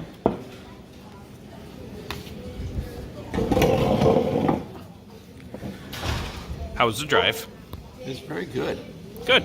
Glad to hear. So tomorrow we're going to be in Florida, and it's going to be Friday, and Holy Mackerel's in Michigan, running around, because apparently running is his new hobby this week. Really? Is And he's just running. Is this just gonna Yeah, be but like he's a in Michigan, 30-minute-long and we're going to be in bit? Florida. How are you going to remember to not eat meat tomorrow? Josephine, yes. The entire reason we're watching this is because the Church Militant is a far-right hate group, but they produced this TV series of comedy sketches, and it's just really fucking weird. It's just so weird, and we found the archive of them on archive.org, and oh boy, crazy as hell. So he's in Michigan. Yeah. I'll just, just remember on my own. Yeah. I won't eat meat. That's not suspicious at all. Good, because aiming for not suspicious. Great. And, there apparently is going to be a giant snowstorm in the Michigan area. Whoa. It covers like practically all the nation. That's insane. It is. So maybe they're going to need Holy Mackerel's help up there. They will. Yeah. They will. That's too bad we're going to be in Florida with like what's the Did temperature Holy up there, Mackerel Carmen? Cinematic Or down there? Universe forget Holy Mac can teleport? Hey. Yeah, I think they totally forgot Holy Mac can teleport and shoot lasers out of his eyes. 85. Nice. No ice. Nice. Yeah. Nice. Nice. Nice. JP, nice. What? Nice. Nice. There. Okay. All right. Remember the swishing around. And we're off. Yes, we'll remember the swishing around so all that stuff doesn't collapse on you, turn you into a pancake. We missed the sign. Where's all the peach trees? Yeah. Yeah. Exactly. I thought this was the peach state.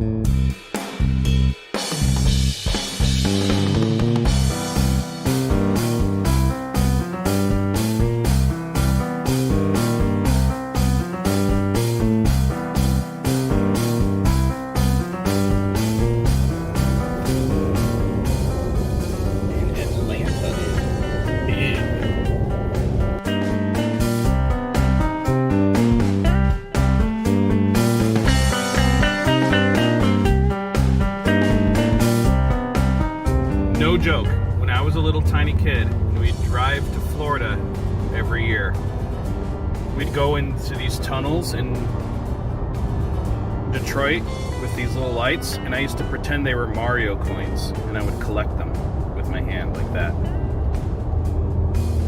True story. True story. True story. That's kind of childish, Charlie. I was a child when I did it. Do you still do it? No comment.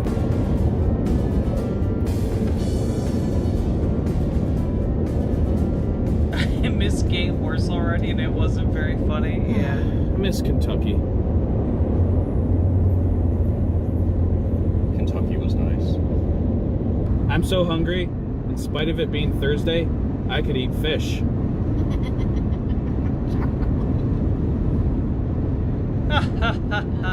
You don't get to swap it out for Friday if you eat fish today. No, unfortunately not. We go right. Correct. Cracker Barrel. What's that big sign? Let's do Cracker Barrel.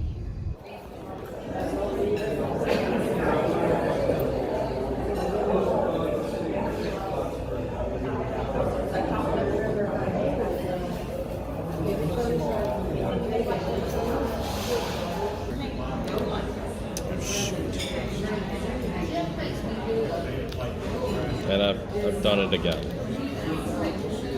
I got 4 left. What does it make you? I feel like this Makes is all me an just egg, so no on the ramen. nose.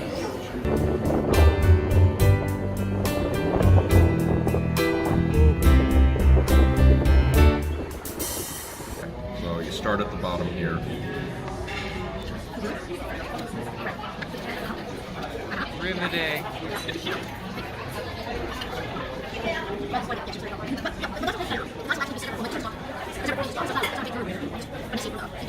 Yeah. Look at that. Yeah, boy. Let's go. Wow.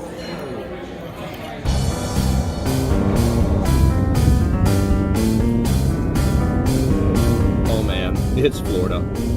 There it is, there's the sign. And we are in Florida! We made it. It's better. Yeah, look, there we go. Palm trees on the side of the All we have to do is road. cross into Florida and there's the palm trees. Across the border into Florida, there's palm trees.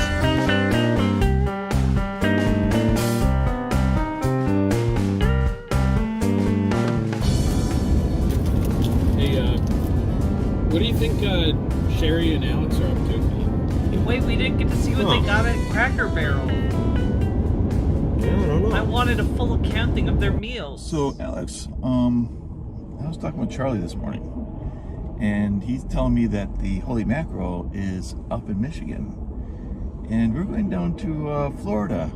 And I kind of pointed out to Charlie that there's this snowstorm. Tomorrow's Friday, and I'm kind of thinking we could actually have meat, because there's no way the Holy Mackerel could actually come down and do anything. I like where this is going. Yeah. You know, those hotels, they often have unlimited bacon supplies. Bacon. For their continental breakfast, and I'm licking my chops at that. Yeah, you know, I wasn't hotel thinking bacon. breakfast, but I love that idea because I was thinking dinner. You know, big old steak for dinner. But So known for being I like where great. you're going with this. Yeah, we're gonna take cheat day to a whole nother level. Bring it right up there. It's like, yeah, and Holy Mackerel won't be any the wiser. What he doesn't know won't hurt us. That's right. I like this. I like this a lot. They This is gonna did be a not good need to make trip. this a Good 30-minute long Yeah, bit. probably no good. Definitely not as much fun as us. No, not having much fun.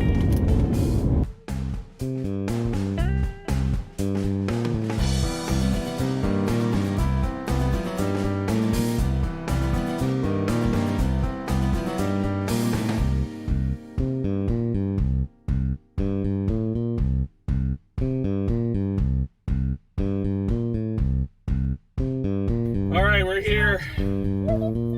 Yay!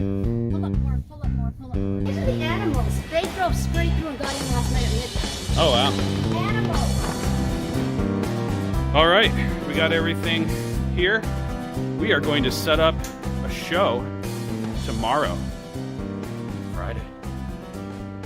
Friday. Bum bum bum.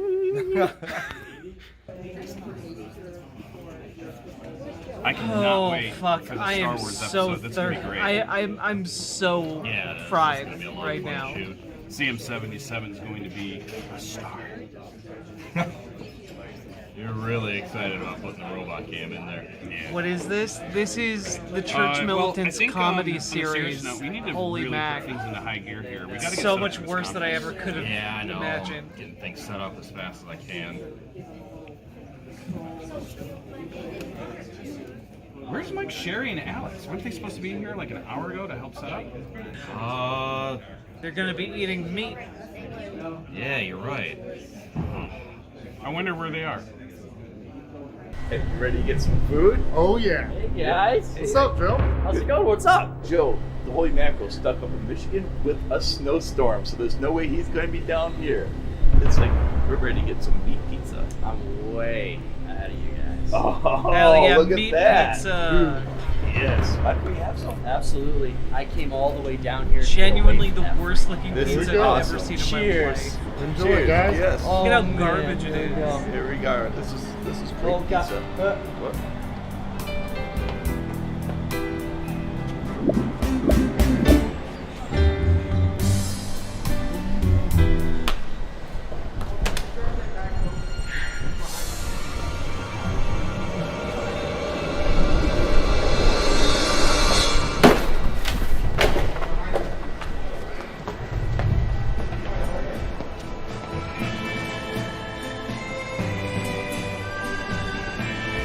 Okay, so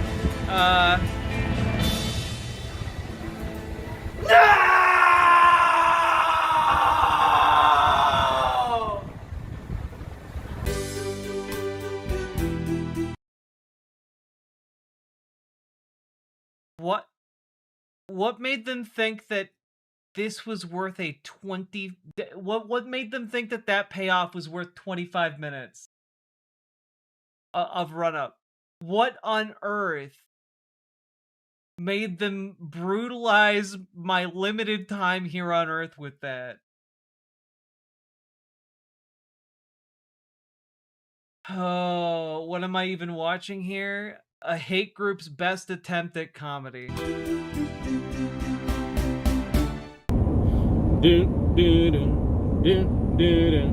Well, if you have a plan to go down south, I know the way. Listen to the words from my mouth.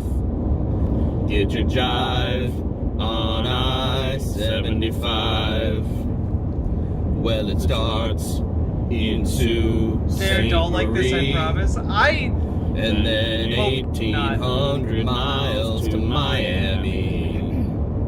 Get your jive on I-75. It's growing on me. Can we stop? No. Well, it goes to Mackinac, Detroit, Monroe. The state of Ohio is nothing special. You'll see Covington and the Cumberland Mountains. Knoxville, Chattanooga, remember Marietta, Macon, Tifton, Naples in the Everglades. A tip for this kindly trip: drive on ice and your car will surely slip. Get your jive on I-75.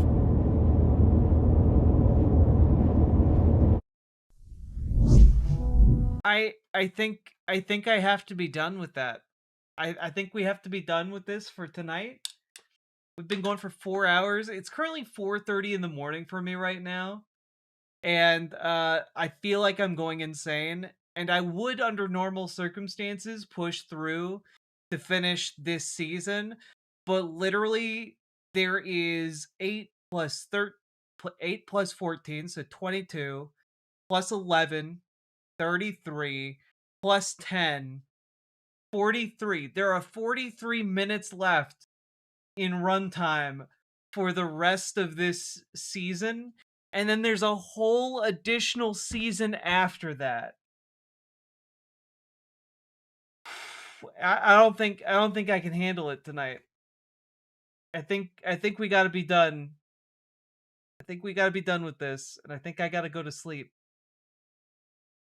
But just know we have 40, 43, 40, 51, 7, 66, 72,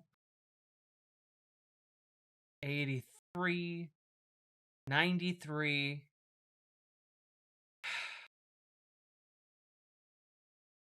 We have 111 minutes left of Holy Mac.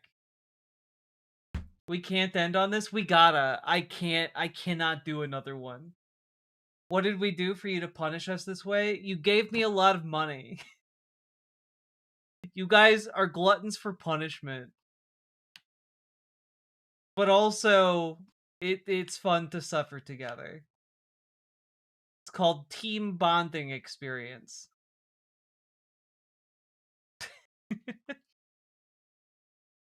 All right, I'm gonna skedaddle and fall asleep because I am absolutely tapped.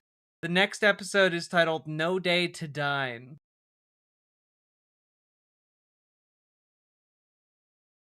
Thank you, Mommy. You're welcome, chat. Team bondage experience. No, you'll know when we're doing that because I'll be in a different outfit.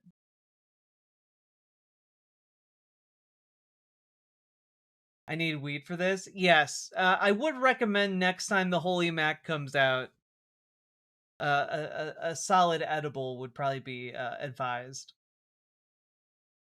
All right. Good night, y'all. I will be back on a new day. Fare thee well.